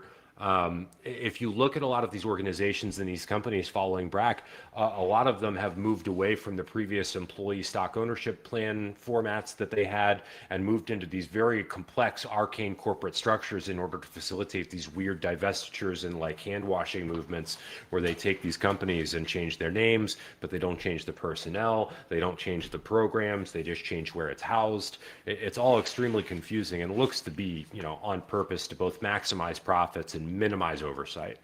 So another interesting parallel to Lockheed is, of course, I know you love this testimony, Kermit, but of Denise McKenzie, who worked in an admin role at SAIC back in the early 90s. And when she's requested to do contract updates for a ton of massive hundreds of millions or billions of dollar contracts for SAIC, the status report updates and the entire contract work reports are completely empty, just an empty file room. And when she takes that to her superior, she's ousted, harassed, and eventually leaves the company in fear for her life. And also the interesting thing she claims is that the person who recruited her, who joined her retail store to recruit her to SAIC, she found this woman on an old CIA agent database in the precursor internet. That's another little interesting tidbit there. Yep. That's cool. It's almost like the program takes people that they can just wash their hands of really easily. Yeah. And does that to them. I.e. Bob Lazar and so on. So yeah. What's interesting about that 1986 GAO document too is it talks about not a firm number by the GAO investigators, not a firm number, but an estimated thousands of carve-out contracts existing in contractors at that time. And carve-out contractors are contracts carved out of the oh gosh, why can't I remember right now? The Defense Investigative Service, former DIS. That adhere to special access programs and special access contracts. So even the GAO investigators couldn't get a firm number, but estimated a ballpark of thousands. Right. And that was in like the 1990s. Yeah. And to be clear, a carve-out contract essentially evades almost all forms of oversight, yeah. right? It's excluded from oversight besides maybe an occasional site inspection. Maybe, like a semi-annual, but that's on like, I think like a as decision basis. It's not even required. And that was excused back in the 60s. That's coming. Right. Yeah. And that was excused way back when. Yeah. Well in advance if that's coming. That reminds me of guys like Tim Phillips being shown the Area 51, like glory tour, being shown the runway at Area 51 and facilities there, knowing they're not going to be shown anything there. Yeah. It was Tim Phillips, and who else apparently got the consolidation tour of Area 51 when they just wanted to check out some programs? I don't recall who went with him. Okay. Wasn't Mellon at Area 51, or wasn't he involved in that type of stuff? Chris Mellon, or am I getting my wires crossed? I'm not sure. That's escaping me right now. Okay. But quite possibly, and maybe that's another good segue into the interesting things Lockheed gets up to at the Nevada Test Site, which is now the Nevada National Security Site within the Nevada Test and Training Range. Of course, from 1993 when Martin Marietta and Lockheed Martin merged in 95.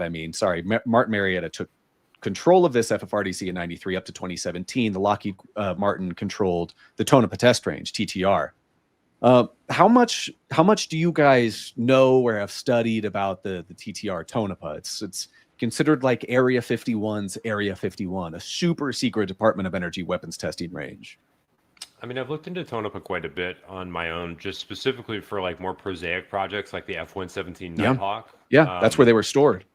Yeah, I mean, Tonopah, to my understanding, the cover story at least is that Tonopah was spun up to be a location in some regard for them, like when they started building all the facilities there. Well, the site was chosen by the Navy. Yeah. So it's just that like at whatever point they decided that they were going to run the F-117s there, they told them, okay, you're going to do it here. Go build all the facilities that you're going to need. Everything has to be out there. So, and apparently from the few accounts that I read of individuals that worked out at Tonopah, it was awful, just awful. Everybody got cancer. Everybody Yeah, because like you're right upwind. Like if there's a northerly, like northwesterly wind from like where the actual Nevada National Security Site's like bombing range is, Mhm. where all of the outdoor nuclear tests were. Yeah. If you're just upwind of that, like there are mass animal die-offs there all the time that they have to like go and investigate. It's not a great place for human beings. Most of the Red Wings pilots that did like aggressor training out there from Tonopah, those guys are all dying off too due to inhaled particulate radioactive materials. So And then for all the Lazar aficionados there, Tonopah, of course, houses its own acknowledged Site 4 or S4, but this is a location that's just out in the open. But at lazygranch.com, it's an awesome website for photos and like telemetry data for radios and flight logs outside of Area 51. Kind of dove into Janet Airlines, the red striped airlines, which, drops people off at Area 51. Bob Lazar says flew him, makes a stop at Area 51, then flies up to Tonopah to drop S4 employees off. I thought that was a pretty interesting little piece of research by Lazy G Ranch.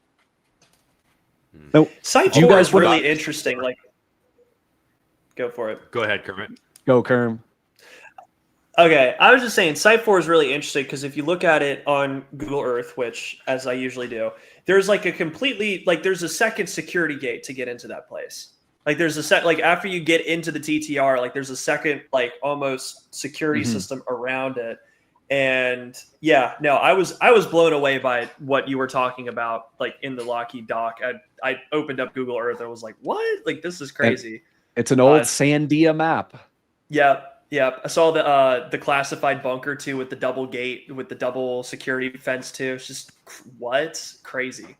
Area 52, legit. Yeah, it's still I like calling Dugway Area 52, but Tonopah is also a great candidate. I do plan to follow up with Richard Dolan about the source he discussed, who detailed all sorts of exotic projects outside of Tonopah that were basically funded by IRAD, that were managed by DARPA as well, which is, far as I'm aware, tracks pretty accurately. But I'd like to reach out to him and talk more. No. Do you guys have? Oh, yeah, please, Rob. Sorry. One last quick fun fact about S4. There was a badge that was put online. There's an image of this badge. I can't remember who it was. I believe it's Annie Jacobson got this badge from an employee from S4, and it is Sigma 4. Mm-hmm. It was an EG&G facility. It was an EG&G managed facility, and it is listed as Sigma 4 within the Nevada National Security Site. Which, if you're interested to learn more about EG&G special projects, I'll plug my good buddy Luigi's Project Gravatar coming up. It's a really incredible work, and maybe we should do like a watch party or something when it comes out. Absolutely. I'll buy a couple copies just to give Luigi some money, and maybe he would grace us with maybe doing a live stream of us all watching it together. I think that'd be a lot of fun. I mean, one of the things that you can also do is there's a way to hold a live stream with just a network key so that we're not broadcasting it to the whole world. And like for members and stuff that want to like view that, if that's something that we could agree with him, we might be able to hold more of a private watch stream that way. Sure. And put up a little guide for how people can join. If we can make that happen, we will make that happen. I wanted to ask you guys, are there more Lockheed topics you guys want to base on, or do you want to start to transfer to questions? Completely up to you guys. Let's do questions, man. Okay, then I will say it again, guys. If you have some questions, I'm sure we missed like hundreds already, but if you have a question, just please put it in all caps so we can try to see it. And if it's targeted towards someone in particular, just say our name. We already got one. Oh, I love that first question. Have you heard of the Palo Alto Carrot Laboratory Carrot Q486 research report? Fascinating images within the report. Full risk scans on Avalon Library. Rob, you were immediately excited, so please go ahead. This is one of my favorite documents ever that I've ever seen. It's got completely I'm at a loss for words when I think of the PACL document, because I think that it's one of the few examples of potential actual material leak out there. I'm really, really intrigued by it every time I look at it. If you look at the artwork in it, and art in general is like a hard thing to like fake, right? That artwork doesn't really exist anywhere else other than that document. Like, it's too damn cool. Somebody would have taken credit for this hoax. This is a really, really cool hoax that has like so many different layers of depth to it. I would highly advise, and I'm not in any way equipped to like really break down the PACL document leak, but I would highly advise anybody to look into it. It's awesome. And you know, Kermit, if you want a copy of it, I can send it to you. I think we've talked about it in our group chat a few times, but it's one of those things. Brother, I'm looking at it right now, dude. Whoa. Dude, it's very cool. It's so cool. Beautiful designs. Yeah. Somebody would have taken credit for these designs. Like, one of the interesting things that I really liked about it, and it really seems to jive with the overall gist I've gotten from whistleblowers and of the overall understanding of the legacy program and things that we've begun to understand. There's a line in there where it talks about how not all NHI equipment is created equal. Mm-hmm. Yeah. And some of it is not nearly as good as others. Yeah. The technology in terms of like their technological advancement, you know, almost all of it is far above where we are, but it's there's levels to this type deal. And I always thought that was really fascinating because there's a sequence in which they describe like, you know, various different mechanisms for like anti-gravity devices that they found. And, you know, some of them are very clunky. Others are extremely compact and they can't really tell anything about the really compact ones. Just a super cool thing. I could rant about it for hours. Kermit, you got anything to add? Yeah, I got two bits. Well, first off, I've definitely seen images of like, it looks like almost like a control system or something, like they're almost kind of like Wii nunchucks. I don't know. I'm trying to associate it with something. I've definitely seen these images before, but it's been a while since I've seen this report or been familiar with it. My one bit though, speaking of Palo Alto and Lockheed Martin, okay. The Star Labs, Lockheed Martin Star Labs is kind of it's the modern day like advanced technology center, which is the same outfit that James Ryder and all those folks worked out of. But interesting, right? So as we know, right, people like Gary Nolan, who is a Stanford University professor, was called in to look at anomalous health incidents, right? Some connected with Vanna syndrome, some connected potentially with Kraft and service members seeing stuff. Yeah. Guess where the Lockheed Martin Star Labs is? It's right across the street from Stanford University. So of course, like, you know, if they wanted access to like the top university scientists, such as Gary Nolan, who can like help them with this stuff, like that makes perfect sense because they're across the street. There's an actual pedestrian bridge, so you could park in either parking lot, and it's That's so convenient. That's so convenient. That's a great little piece of research, Kerm. That's very interesting. Shout out Star Labs. Shardle, what do you guys make of Ross saying some legacy program is run out of a Mexico aerospace firm, likely Lockheed, where Jake Barber worked? Possibly the same is alluded to in Sentinels of Ether. As far as I'm aware, there's a U.S.-based legacy program installation in northern Mexico. However, I'm not aware of any actual like Mexico aerospace firms that might be involved. I don't know if you guys have any expansion on that.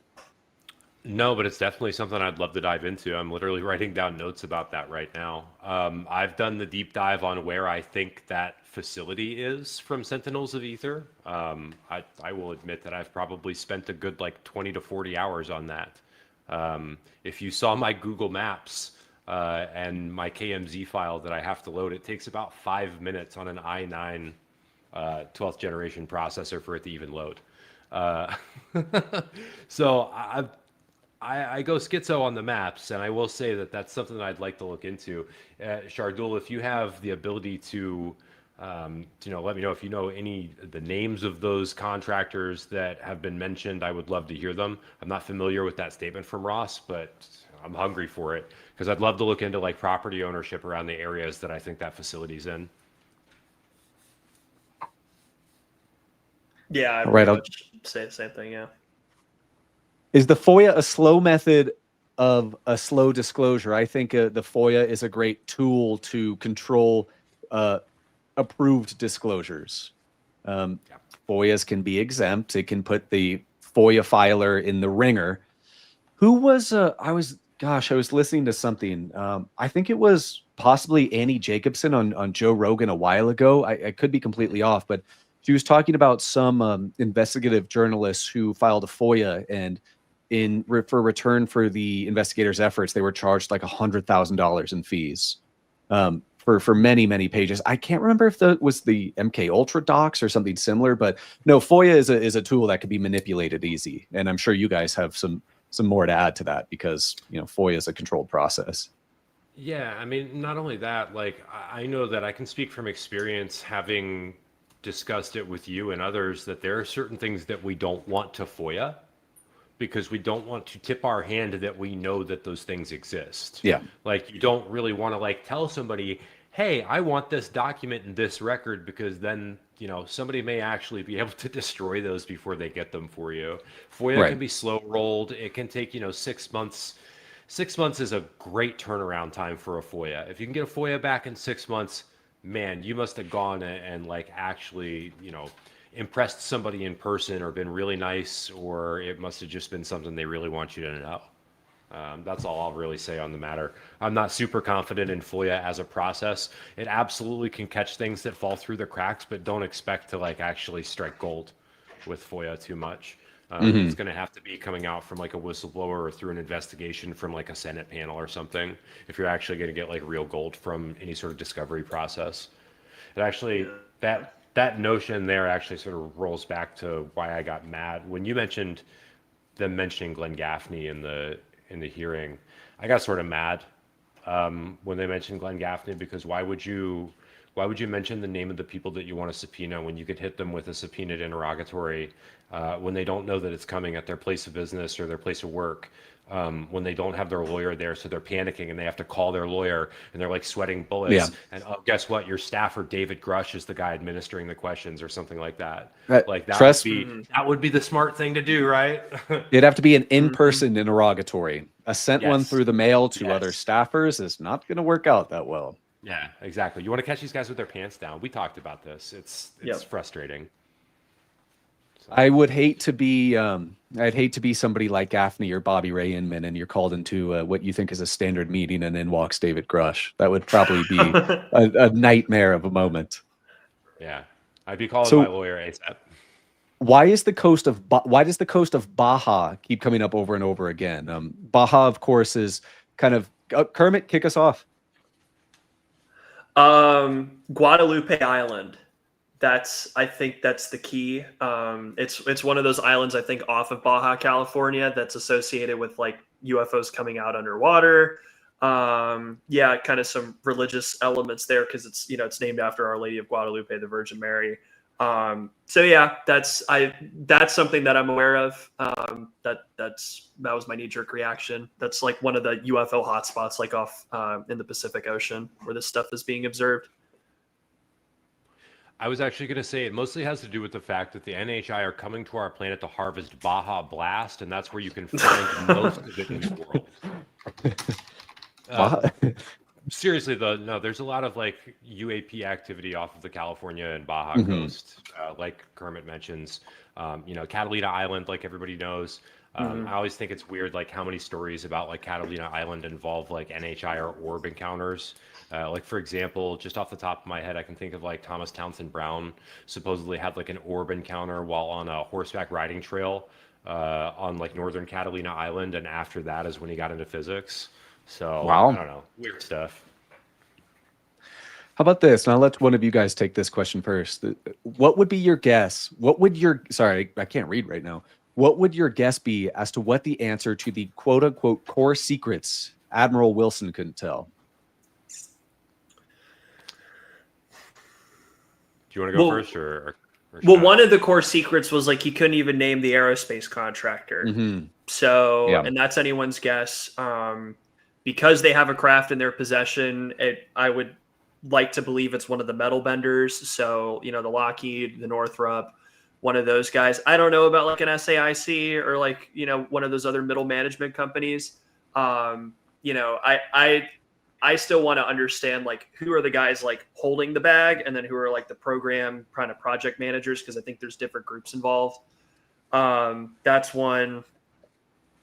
Yeah, I'm blanking on what the other what were his other denials of like core secret can't say, because it was like the contractor, and then also what office I think it like actually was originally like under, or like what records group he It, found it under. well, he was told to look into an OWSTAT records group, right? Office of the Undersecretary of Defense for Acquisition and Technology, like an Yes. old OWSTAT legacy holdover records group.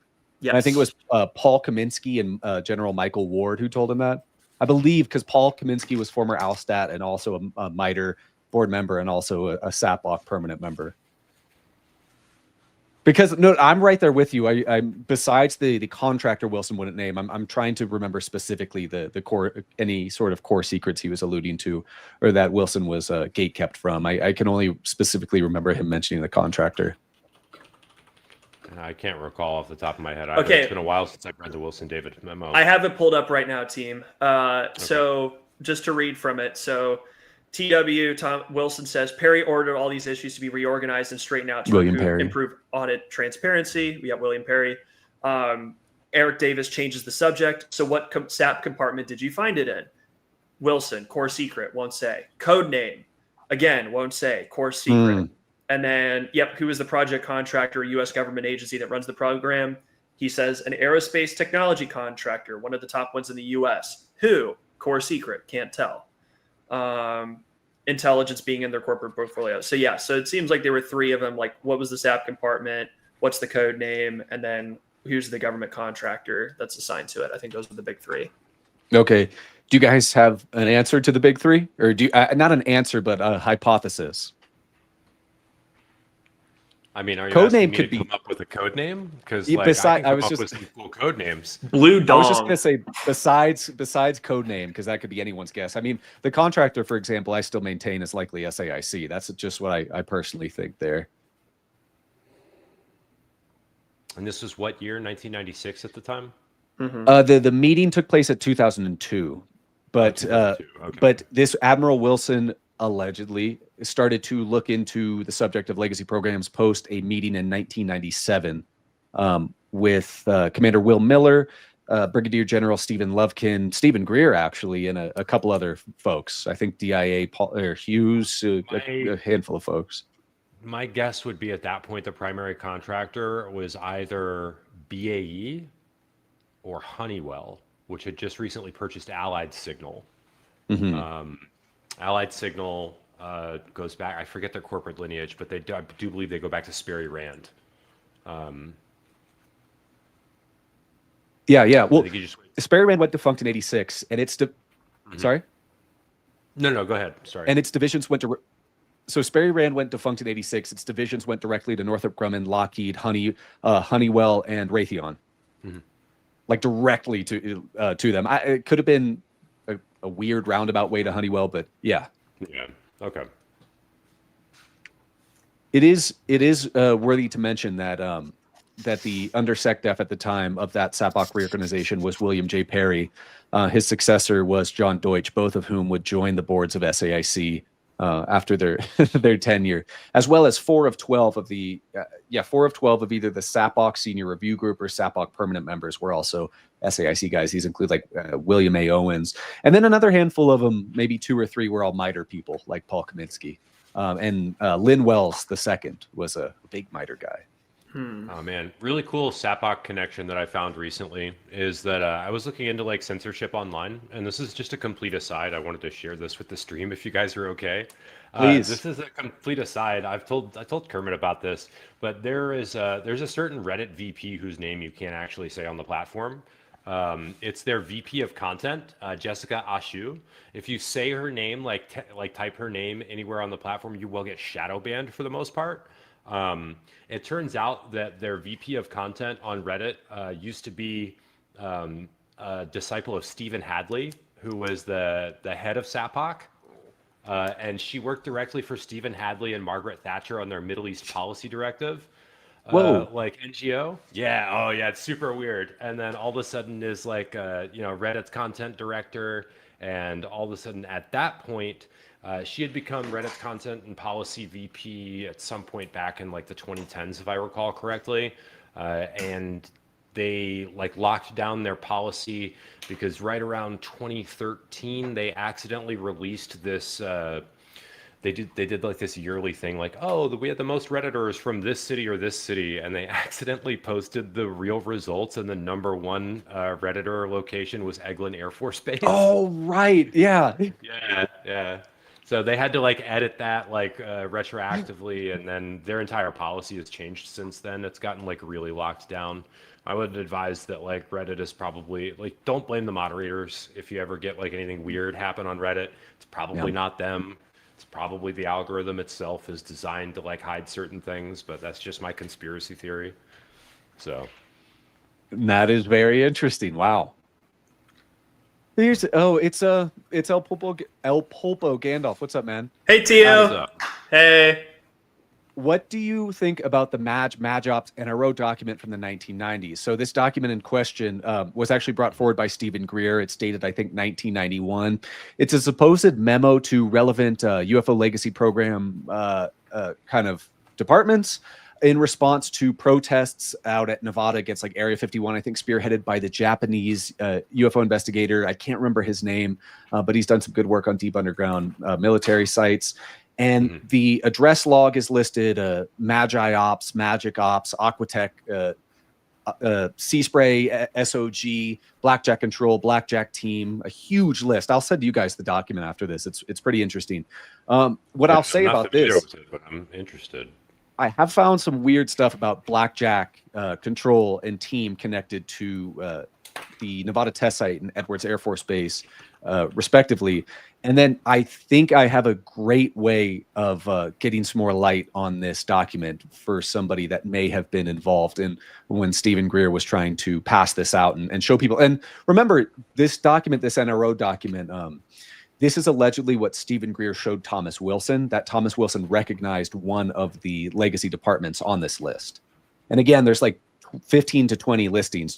Are you guys looking at it right now? No, not yet. But I was just like going over my notes because Seaspray was one of the examples I used in my paper as like a carve-out organization. Seaspray was like a clandestine aviation unit that the CIA ran and starting in 1981. Just incredibly like crazy stuff.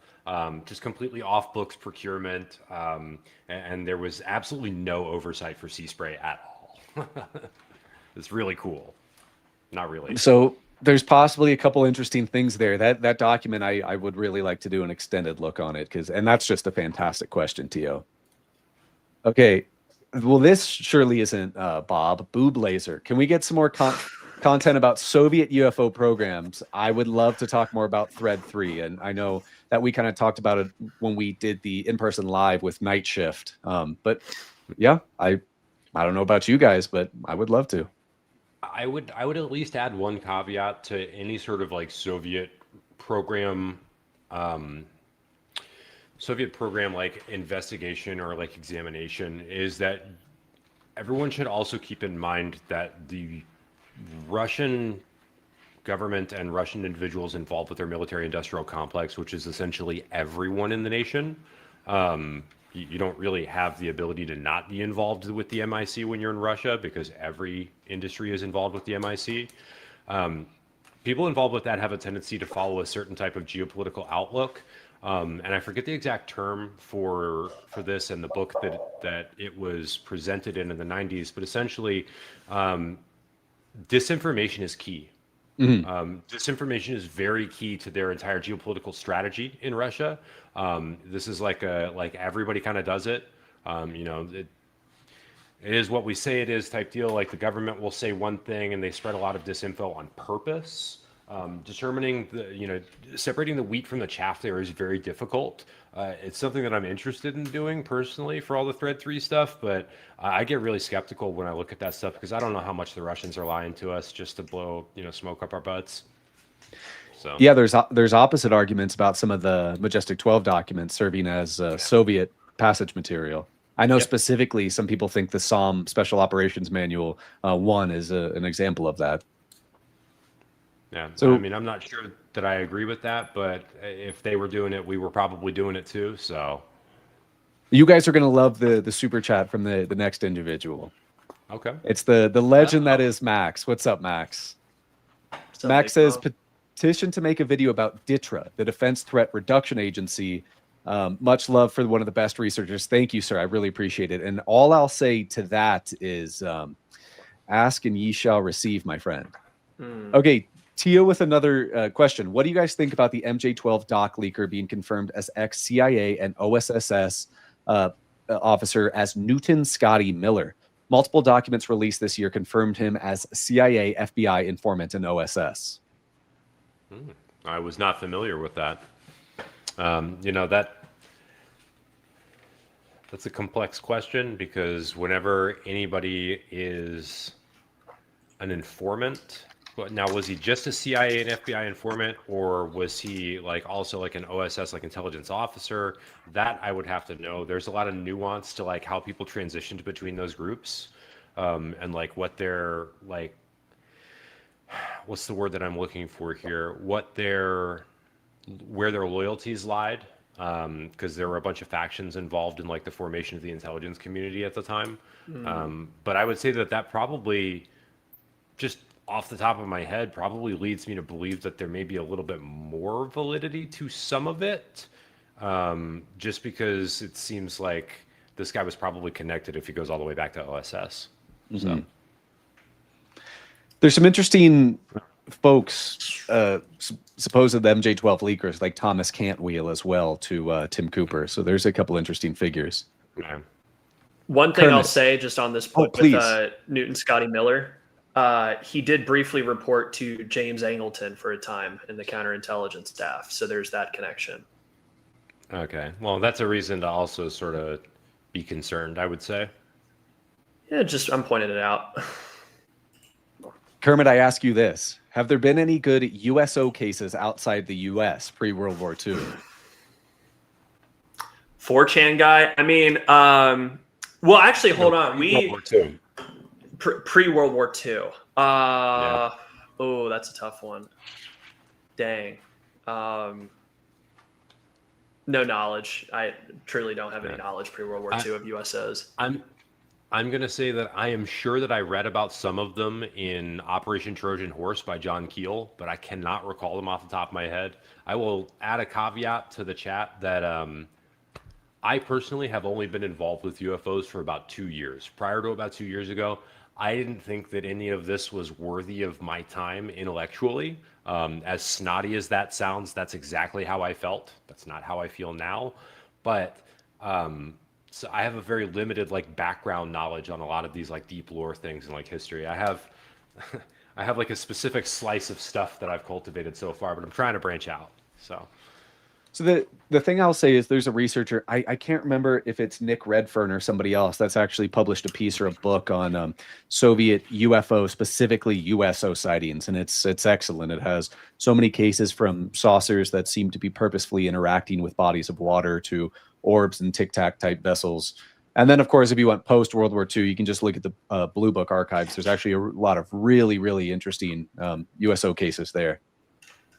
Remember, guys, the questions, put them in all caps. This is another great question from Shardle. What do you make of Eric Davis saying that there could be consequences for presidents violating the mandates of PEDS or disclosing? That doesn't make sense. Who would enforce said consequences? Both you boys look a little pleased with this one. So who wants to kick us off? Rob, you want to go first, big dog? No, I was actually answering Ross Campbell in the chat, who asked why I don't say it UFOs, but I'm not going to say out loud what my answer was. The question, what do you make of Eric Davis saying there could be consequences for presidents violating the mandates of PEDS or disclosing? That doesn't make a ton of sense to me, personally. I really don't know why that would make sense. It's the president. What we've spent how many years like consolidating federal power and like chipping away at like the constraints of like federal executive privilege. What in the world could a PED have in it that could somehow prevent a president from like disclosing? Is there authorization to like depose him or something to some of these agencies, like have the ability to just like, oh, if the president does this, we have like mutually assured destruction set up. That's the only thing I could think of, is that like you wouldn't want to do it because there's in this PED, it's like, oh, we have this agreement that we signed in like 1950 where if you do this, the aliens have said they're going to do Y. You know what I mean? Like if X then Y type deal. That's the only thing I could think of, is that it boils down to a pre-existing agreement, right? That's possible. Another possibility, to take it back to the Atomic Energy Act, which like codifies like nuclear material and like restricted stuff. So there's like two different types of classification. You have restricted data and you have foreign restricted data. And basically the classification and declassification rules around it and who's able to, you know, release this stuff. Like restricted data, it's a level below foreign restricted data. Like foreign restricted data is like it's up for declassification after 75 years of document creation. But with foreign restricted data, the president doesn't even have the ability to declassify the information. And actually it has to be agreed upon by the energy secretary and the defense secretary. Like they both have to agree. And that's completely independent of what the president believes of like, oh, this stuff should be released, you know? So that's possible, because like we've heard a lot about how this material is like kind of lumped in with the Atomic Energy Act. Like David Grush talked about this ad nauseum. And like if you read into that law and kind of how they structure and classify the data, if they are classifying as foreign restricted data, then like not even the president has the ability necessarily to disclose this stuff or declassify those records. So that's what comes to mind. Well, that's a fantastic point. Mr. Denver Royals, thank you. Any news from the research of Mario Rodin, who was doing in the early 2000s on today? I think he means toroidal physics. Oh, toroidal physics. Personally, I'm not familiar. If perhaps you guys are. No, I'm just guessing that that's what he means also. I don't know enough about Mario Rodin to really speak to that. Yeah, okay. Me neither. Here's a loaded question. Do you guys think that the U.S. government, Congress, will ever disclose these known secrets to the public? It seems that these hearings are not producing the who, what, when, where, why true disclosures. This is a very, very, very loaded question. Very difficult to tackle, but perhaps one of you guys might want to give your nuanced opinions on it. Nuanced, yeah. I'm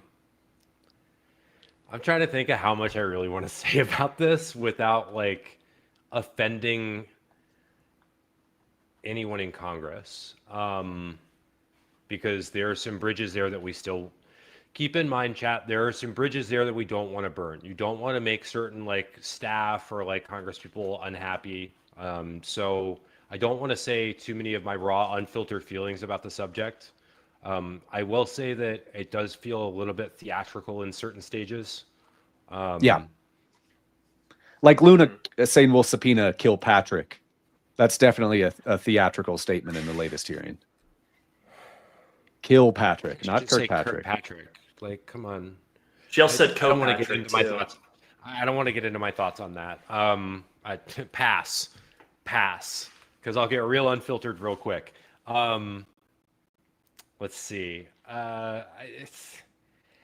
I think that there are certain actors within Congress that absolutely want disclosure and are absolutely making good faith efforts to learn more about what potentially may be one of the most egregious violations of American law and of American citizens' rights in history. But I don't think it's all of them, but I'm not in any position to tell you exactly who it is, if that makes sense. I mean, that's everybody thinks those things, right? Like, but I don't know. I'm at least convinced that there's certain people that are actively working towards the right thing. Whether that's enough or not, I can't really say. I don't know enough about the staffer machinations at the Senate level. Yeah. And that's really where like the big swinging dicks are when it comes down to it, is at the Senate level.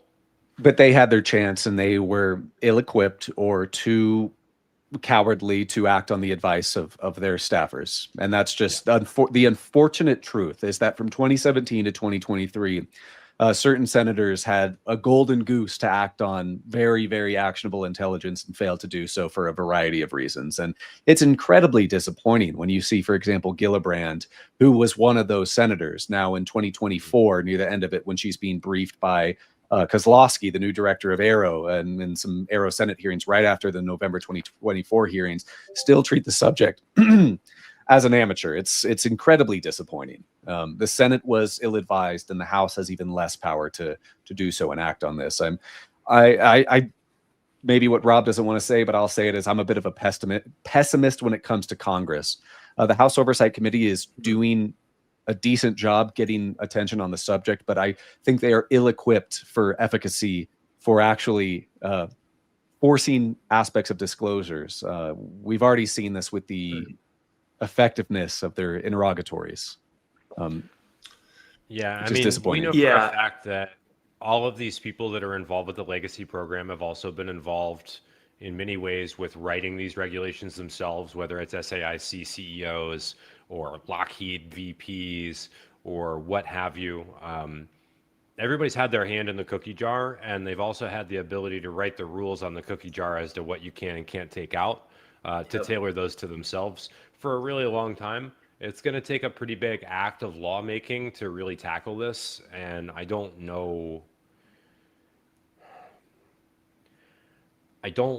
really understand why they can't whip the votes for the UAPDA, but I also completely understand why they can't whip the votes for the UAPDA, if that makes sense. So, in terms of the complexity as well with the history of legacy programs, there's such an incestuous relationship between DoD/IC and any of the contractors that are FFRDCs, and certain Congress folks as well. I mean, the example people like to point to is the former Mike Turner, who represented Wright-Patterson Air Force Base, that district, and helped shoot down the UAPDA. Boy, I would be remiss if I didn't think a couple congressmen are actively pushing against transparency on the subject. Just look at their donors, man. Just look at who's giving them money, because Mike Turner, one of his biggest donors are like Lockheed, Raytheon, the big boys. So of course. But also look into like their actual constituent interests within their districts too. Like, for example, who is the person who most recently was the breaking point for the UAPDA? Name starts with a W, right? Yeah, if I'm not mistaken. If anybody in chat can remind Roger us off Wicker? the top of my head. Wicker. Okay. Yeah. Where is he from? Virginia guy. Yeah, he's from Virginia, I believe. Interesting. Mm-hmm. Probably Northern Virginia. You can check me on that. Right? Well, he's a senator, so those guys are. Oh, never mind. Mississippi. Okay. I'm just saying, like, when you look into these guys, the point that I was going to move on to make here is that when you look into these guys, also look into, hey, man, do they have Bureau of Indian Affairs, regions within their districts that may potentially, like, end up, like, stressing their civil services if all of the, people that were being given under the table jobs by the Legacy Program through the BIA would all of a sudden be out of work? And Bureau of Reclamation, too. Mm-hmm. Yeah, that too.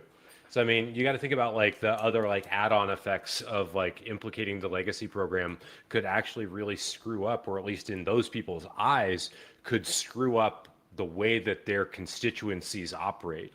Like I will say it's a really disgusting thing, in my opinion, the way that like Bureau of Indian Affairs and a number of like Native American affairs organizations are managed by the federal government, because those folks don't really get what they're supposed to get out of that. I won't go into the nuances of that, but I will say that those, like, any jurisdiction or like congressional, what is the word I'm looking for? Congressional district that has like reservations and things like that. One of the major things on the minds of local leaders around there is, how do we make sure that we don't have to deal with social services for the people on this reservation? That's the last thing that they want to do. And that's the most horrible like thing to be on your mind as a public servant, because you should just want to help people. But that is absolutely something that people get concerned about. They don't want that, $20-30 million worth of budget that they're now going to have to allocate out of their local budgets to go do that. And it's a horrible position to have, like, mentally. But I think that some of these decisions get made based on stuff like that too. What did we excuse me, what did we say? Loaded question. Yeah. Let's go there. Thank you, Toxic Farts. Have you ever reviewed mission and unit patches? I have kind of put this on the back burner. I'm familiar with a lot of the really interesting NRO patches in specific, but that's kind of a back burner thing for me. What about you guys? I mean, of course, I've read the Trevor Paglin book. I can tell you, but if I did, I would have to kill you. I think that's the name of the book. It's something like that. But just look up Trevor Paglen, Paglen. He did a really great book that's out of print now, but you can find copies of online. That really dives into like the weirdness behind like patches and stuff. It's cool, but I don't think that people should look too heavily into patches as like a form of revelatory information or anything like that. My favorite patch is the it's the one where it's like it's an ET and he's holding a B-2 bomber like this. I'm looking at it right now. Trying to figure out what unit this was a part of, but there's just like weird stuff like that. And then also, I don't know if you guys ever saw, there was a recent News Nation interview that Brian Enton did where he went into Cheyenne Mountain Complex, and like at the desks and stuff at some of the stations, they had like aliens there. Like it's kind of like a meme within Cheyenne Mountain of, oh yeah, we got aliens and stuff, or we know about it. And then even to Mr. Beast, of all people, he was invited to Cheyenne Mountain, and he was asking like, hey, have you guys seen any like UFO stuff? And then all the guys in the mission room, they got very coy. And then one guy behind him was like, hey, cut it out. I don't know if they're memeing or if they're telling him like, hey, buddy, you're crossing a line, but kind of hard to know without like being in the room, you know? Well, I sent you fellas recently the picture of the calf line in the heart of the West Desert Test Center. At Dugway Proving Ground, the West Desert Test Center, at the cafeteria and the checkout line behind some glass is a large extraterrestrial gray. It looks almost identical to the Santilli film. Just standing right there. It's a really, really interesting. Like a big bucket hat. Yeah, and it's got a shirt on too. Yeah. So this is more of a statement, maybe something we could look into. There is a Kirkpatrick that worked for Alan Dulles mentioned in the Devil's Chessboard related to Weasel Sean. I have no idea, but that is now a great lead I'd like to look into. I have no idea. I couldn't say, but I will say that I've tried to look into Sean Kirkpatrick's family background, and it's not like terribly exciting. His parents weren't like super cool people. They were just normal people. Like, not to say that normal people aren't cool, but they didn't have some crazy NatSec background as far as I can tell. But hey, if you're a Legacy Program affiliated dude, who's to say you couldn't have had that scrubbed? I don't know. And he was just poached by the DOE at 17 years old. Not a huge deal. Not a big deal. So he's a smart guy. We'll let Kermit kick this one off. Do you think the 7 failed audits of the Pentagon is in large part caused by secret UAP programs? Yes and no. So that is part of it, but you know, the figure that you hear a lot with like failed audits of like trillions of dollars missing, and specifically Catherine Austin Fitz's work, specifically with Richard Dolan, covering, you know, the missing money at the Pentagon and how much of that's being spent like on UFO stuff. Basically, like I don't think it's reasonable to say that like the $20 trillion of missing money just all went to UFOs. I think that's kind of unreasonable. Mm-hmm. A large chunk of it likely went to like the underground kind of continuity of government, you know, Bechtel Corporation, deep underground military based stuff, because there's a lot of overlap. Like, yes, there's a need to have secret projects and work in that area, but also like it was during the Cold War. We were trying to build these shelters and stuff in the event of nuclear war. And I think a lot of that money, the funding was largely hidden because we didn't want like the public and also our adversaries to know like, hey, like this is our situation, right? Like, I mean, it was a big deal when like Area 51 got revealed and all these other secret ranges and, oh, you can't talk about Crane, but like the stuff underground, like God only knows what the true situation is. So, right. Yeah. It's important to highlight what you said about hiding stuff from Soviet eyes. I mean, the perfect example is the Helendale RCS and Tejon RCS facilities out in California that were built during the Cold War, largely underground to hide radar cross-section testing from the Soviets. That's a great point. Yep. So, I mean, high level, like there's a large infrastructure that was paid for. And then also too, like, and DOD has said this as well officially, like, a lot of the issues that they're running in with these failed audits is like they're using a bunch of different accounting systems. Like a lot of them are outdated or old. They have manual processes, which aren't like, you know, basically Department A isn't really on the same page or doing the same stuff as Department B. And so then when it comes time to consolidate all that stuff, then that's when the errors come out and the auditors are like, hey, what's this money doing? You know, is it all alien? No, but I do think it's part of the chunk of change. I think the number I throw out and I'm cool with is like maximum $5 trillion cumulatively, and we're talking of that like maybe $50 to $100 billion annually since the end of World War II. I think that's the estimate I would throw out there. Yeah. As he's a pretty it's a Rob question. Boy, I wonder if he wants to talk about this one. What do you guys think gives Carl Nell zero doubt? That was submitted by my buddy Mike via DM, so I figured I'd throw it in there for us to talk about. I personally believe that Carl has encountered the program in a actual working sense. I mean, he worked at Bell Labs. He was the CTO for Lockheed Martin. I mean, you can go through his entire resume on LinkedIn if you'd like, but it's rather ridiculous. Yeah. I won't waste all your time with it. But I do believe that at least starting around Bell Labs in the late 90s, you know, prior to the divestiture to Lucent, he absolutely encountered things through that. So, I mean, I don't want to touch too much on like the Bell Labs connections, but like Bell Labs was run by AT&T or through Western Electric. And AT&T was asked by President Truman in 1949 to manage, you know, Sandia and a bunch of other places, which, you know, we won't touch on that for now, but it's definitely interesting. Anything that touches AT&T or Bell Labs is worthy of your attention, likely.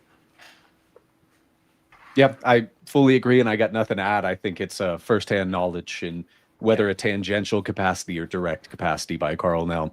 Actually, I said this last time. I met Carl Nell at the event held the night before the hearings. It seems like a really nice guy. I would like to talk to him more, but he was probably just under a lot of stress being a big ticket item at such an event. Yeah. What do you think, Kermit? The key is the foreign material program. I think that's how, you know, someone like Carl foreign material exploitation. Yeah, and I mean, he was also in that capacity during the Iraq War, which I know there's been a lot of research. I mean, not really speculation, but you know, there's been a lot of research on the activities of the military, like in the opening days of the Iraq War, and you know, like the Baghdad Museum of History getting broken into, and it was a professional hit, and they were looking for specific stuff. And no one really knows who did the hit, but one could assume that, you know, special operations probably from the United States might have smashed and grabbed that stuff. So, and they were also studying, you know, old, ancient, you know, Babylonian and Sumerian sites, things like that. There are pictures of service members like going up the stairs of the ziggurat of Ur and whatnot. You know, what else are they not telling us? You know, I'm very curious to what extent, you know, what is the foreign material, big dog? But I can understand that that's probably classified for national security. So that's probably the answer you'll get. So I think what we'll do, we'll go on for about another 15 minutes. We'll go on for 15 more minutes here. And remember, guys, the questions, put them in all caps. No one's asked about Jim Shell yet. I'm actually kind of peeved. This guy came out on LinkedIn. Let's talk about that. He's talking about a security control program, whistleblowing. Like, come on, guys! Like, do better.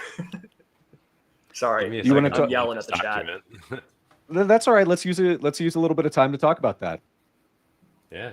You start, for Kermit? sure. So, yeah, for sure. I can give a high level background. So, Monday morning of this past week, a man by the name of Jim Shell posts a 3-page document on LinkedIn. Basically, it's like time to speak up and trying to mitigate operational surprise. And what Jim Shell alleges is that there is a security control infrastructure within U.S. Northcom and U.S. Spacecom that is that's like, it is limiting and undermining the command's ability to deal with adversarial threats. And he gets into like, also retaliation of Space Force Guardians, like the personnel in Space Force, how they're labeled as problematic for trying to bring this up, which we've kind of heard that before with like UFO whistleblowers, and we've also seen that of like people trying to discredit them, calling them problematic or mentally ill or crazy. So we're kind of seeing that within at least this, whatever the security control infrastructure is. But the last 2 points that was in his kind of like bullet points was that funds are misappropriated for this program. And then also there is a connection to UAP activity, and he assesses medium confidence to that assessment, which it's different than probability. Because with probability, right, it's like, okay, I give it about a 90% or a 50% chance of this being real. But with confidence, like it's a very specific term in like an intelligence assessment where, okay, based on all the evidence and all the detail that I have, I'm like 50% confident that this is what's going on. And maybe he doesn't have direct information, or he doesn't feel like, like maybe he doesn't have direct information, but what he's seeing is that there's some type of control system that's like hiding data from these combatant commands, and it's undermining their ability to like do their job effectively. Which, where have we heard that before? And I think a lot of people have been talking about it this week. There is a possible tie-in with Immaculate Constellation and that unacknowledged special access program, which is like the parent group, and it uses an artificial intelligence to then triage and take out anomalies from, sensors and satellites as they're recording that, and then making sure that it doesn't hit the combatant commands. So people are starting to draw parallels on that. I think Chris Sharp, Ross Coulthard, and a couple others have like spoken on this. So yeah, very, very interesting stuff. Jim Shell says that sort of hijack occurred in 2017, 2018? 2016, I believe. That's, I think, when it passed, and then he's been trying to bring this up through official channels for, I think, ever since then. 2018 policy. Out of U.S. Spacecom, who was at U.S. Spacecom in 2018? Gosh, I'd hate if that was Sean Kirkpatrick in an intelligence enterprise. Yeah, no, it actually was Sean Kirkpatrick. Yeah, wow. It was. And then that would suck if starting 2025, his LLC, Nonlinear Solutions, was subcontracting under MITRE back to U.S. Spacecom. That'd be gosh, there'd be some possible connections there to make if that was the case. That'd be really convenient for disclosure, man. Well, Jim Shell is a patriot. And he also made some supportive comments about Dave Grush in the past as well, which was incredibly encouraging to see. This guy is an NRO lifer, Air Force officer, you name it. Like, this guy has incredible credentials. Just like I said earlier in the chat, just Google Jim Shell Operational Surprise LinkedIn. You will find it. I can't link it in the chat because YouTube stops me from supplying those links, but you guys will find it. Trust me. One of the craziest things I wanted to mention is he goes into, within his description, I want to read this section from the document here. He says, the impact of authoritative security control system goes far beyond what may be obvious. Coalition, and under the subsection, coalition, allies, and partners. He says, while seniors publicly lament the U.S. challenges of sharing data, few are aware that public-facing space object catalog sourced from our allies contains information for which highly cleared top secret personnel at the National Space Defense Center can be handed a security violation, even when that information may be unclassified according to cognizant security classification guides. More disturbing still is that the blocking of information known to be available to our potential adversaries. So basically what he's saying in a nutshell there is that there's some sort of like top level security classification that goes across the Five Eyes network, is what he's insinuating, I feel like, that can stop you from being able to access something that technically should not even be classified if it's determined by that system. What it sounds like he's describing Immaculate Constellation, if you had to ask me. Mm-hmm. Yep. And it critical here, because sometimes I think this gets kind of lost in translation, but Immaculate Constellation is not legacy programs. So some people refer to the legacy program as Immaculate Constellation. That was a reactionary SAP set up in 2017, 2018 to gather data on both UFOs and ARVs, or reproduction vehicles, as the IMCOM doc states, including triangles over Indo-PACOM. Yeah, I would describe it as sort of a filtration system, like a data filtration system, in order to like isolate and sequester pieces of data that match their filter. Mm-hmm. And this description that he supplies here kind of aligns with that one for one. So, yep. I'm looking at the chat, just trying to monitor questions. There's a gentleman who's saying we're ignoring his questions about 0 point energy. I just gotta bring it up. We're not ignoring any questions here, my friend. We just haven't talked about it yet. 0 point energy, I don't know physics well enough to talk about it beyond the discussion of the flux line or alien reproduction vehicles. So that is why I don't speak on the subject much. I would say, in terms of 0 point energy, the one thing that I would recommend that you look into, not necessarily, Sonny White. I've looked into him a little bit. I would say look into like George Milley and low energy nuclear reactions. He did a lot of research on low energy nuclear reactions in thin film materials. That's often what's in the past been referred to as cold fusion. I would advise you look into that. That's really promising stuff. Major contractors take that seriously.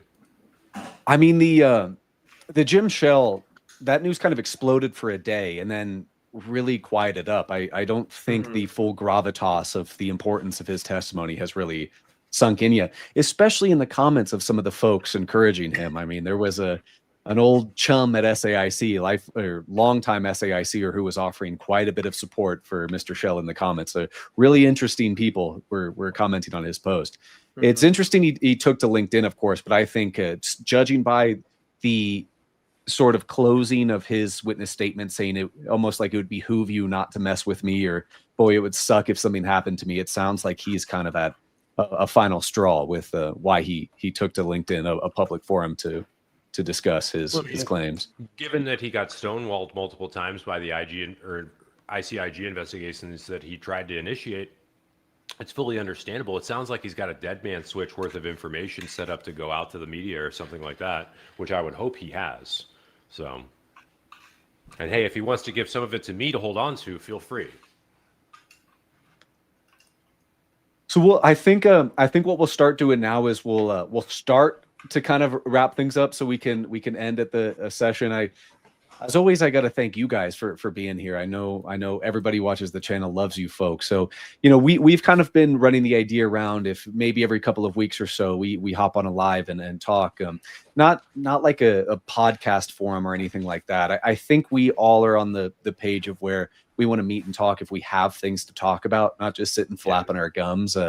We do that and send each other memes on our own time. So, I want to have these fellas on more, and as whether it's the next topic, the next item we talk about next time will be a deeper dive into Sub Rosa, because I know we talked about your paper for probably like 45 minutes, but to be quite honest, we barely scratched the surface. There's a lot to go through. So, and it's an excellent piece. Again, I said it earlier, but if you haven't read it, check the video description and read Sub Rosa. It's fantastic work, and both of these gentlemen deserve your follows on Twitter. Kermit's made some excellent posts on Reddit talking about various antitrust suits about SAIC, and also when he finds new evidence that either counters his thoughts or enforces his thoughts, will post corrective statements or kind of update there. So both these guys are very smart, and this is the kind of content we need for studying the financial aspect of legacy programs, because that's where you two gentlemen excel. I myself am just an FFRDC merchant. That's all I'll talk about all day long if I have the chance. That and any sort of material exploitation programs. But you guys have a really interesting avenue you guys are exploring. I know Steve Feinberg's doing victory laps around the Pentagon, and that's all I'll kind of say on that. So do you guys have any closing statements before we sign off for the day? I know Rob and I are big football fans. I got to wish him well, to go wish his Buffalo Bills well. You guys know me. I'm from Cincinnati, Ohio, lifelong Bengals fan. That's not looking well for us. So we're all putting our chips in for Rob to have a nice evening. Well, we'll see. We haven't. What's the score, Rob? Yet. It's 0-0, but we have the ball when we're in the red zone. Or no, we just got the ball back and we're starting our drive. I don't know. And if for that picture of the doll at Doug, not a doll, but a really probably like 3 or 4 foot tall mannequin that looks exactly like the Santilli alien at the West Desert Test Center. I'll post a picture of that in the Discord for people to see. If you want to link to that, it's all over the channel. great place to just come chat. It's a super serious group, and I tend to keep that way. Really on topic discussion, and just like these gentlemen attract some of the best guys. So if you guys have any closing statements, let's hear them, and then we'll Cincinnati Bungles. I know, but if you guys got some closing statements, we'll hear them, and we'll log off for the day. Well, look, I just want to say thanks for having us on. It's always fun to be able to get in and talk high-level stuff with you. One of the things that I know drove us to want to do this was, we feel that there's enough people that have the chats, that have the talks, that have the podcasts. We wanted to be able to be here to grind our autism out on our own time, and then be able to come present that to you guys in an accessible format. So it's something I'm excited to be able to do with you on a more regular basis. So just want to say thanks. Mm-hmm. Yeah, and I'll just say, again, thanks, Gerb, again, for having me on. Rob, this is always fun whenever we start yapping about this stuff. But if I can just appeal to the community real quick, please be nice to people. And what I mean by that is, there's a lot that we don't know. There's a lot that we think that we know, and there's a lot that we don't know. And I've seen this a lot, specifically with Dylan Borland and the reaction with him. And then also a little bit with Jim Shell too. The name calling, especially from the skeptic side. I don't know how many skeptics are lurking in the chat and whatnot, but it's unhinged mental illness. And look, I can appreciate and understand, oh, well, no, you guys are mentally ill for believing in aliens. But when you are calling for people to get electrocuted because you think that they're mentally ill, full stop, you are a terrible person. So look, can we just please get along? Can we have a constructive conversation? I don't know how much of a change me saying that's all going to be, but I'm at least very thankful that, we've been able to connect on this. We've been able to work together on stuff like this, and we'll continue working on stuff in the future. So, the truth is out there, and dadgummit, we will find it. Mashallah. So beautiful. Yeah. I mean, to close us out, my whole reason for this is, you guys are my IRL friends and real life friends. But besides that, I have a wonderful platform of so many people who follow my work. There's so many there's actually not a lot of researchers. There's a small group of researchers out there who are super bright, have a lot to share. And sometimes I feel like those people aren't really platformed. So that's why I like sitting with you guys. I think you two are incredibly smart and have so much to share with this topic. So that's besides you guys just being my friends, I think we have some pretty poignant discussions, because there's so much stuff in this subject I am completely amateur on and not wise to, that you guys are usually well read on, especially financial stuff. Yeah, I would say just one more thing I wanted to mention to the chat. I've seen a bunch of messages about people that say, oh, I have information about this. Guys, if you ever want to contact us, our DMs are open on Twitter, myself and Kermit. You can reach us at our handles. I'm at Burning Rob. I would love to be able to get directed by you guys on research. Like I mentioned, I've only been in this for 2 years. There's so many things that I don't know. There's so many things that I want to try and absorb. More tips, more information is always welcomed. I think I do a pretty good job of answering every DM I get. So, yeah, you are good. And you guys want to reach me? You know how to do it. uapgroup@gmail.com or uapgroup@protonmail.com. Rob, Kermit, I ask you guys just to stay here with me for 1 second while I close it out, just so we can get our videos uploaded. And thank you, everyone, very much for joining us. Okay, we'll catch everybody next time. Thanks, everyone. Have a good night. Good night, y'all.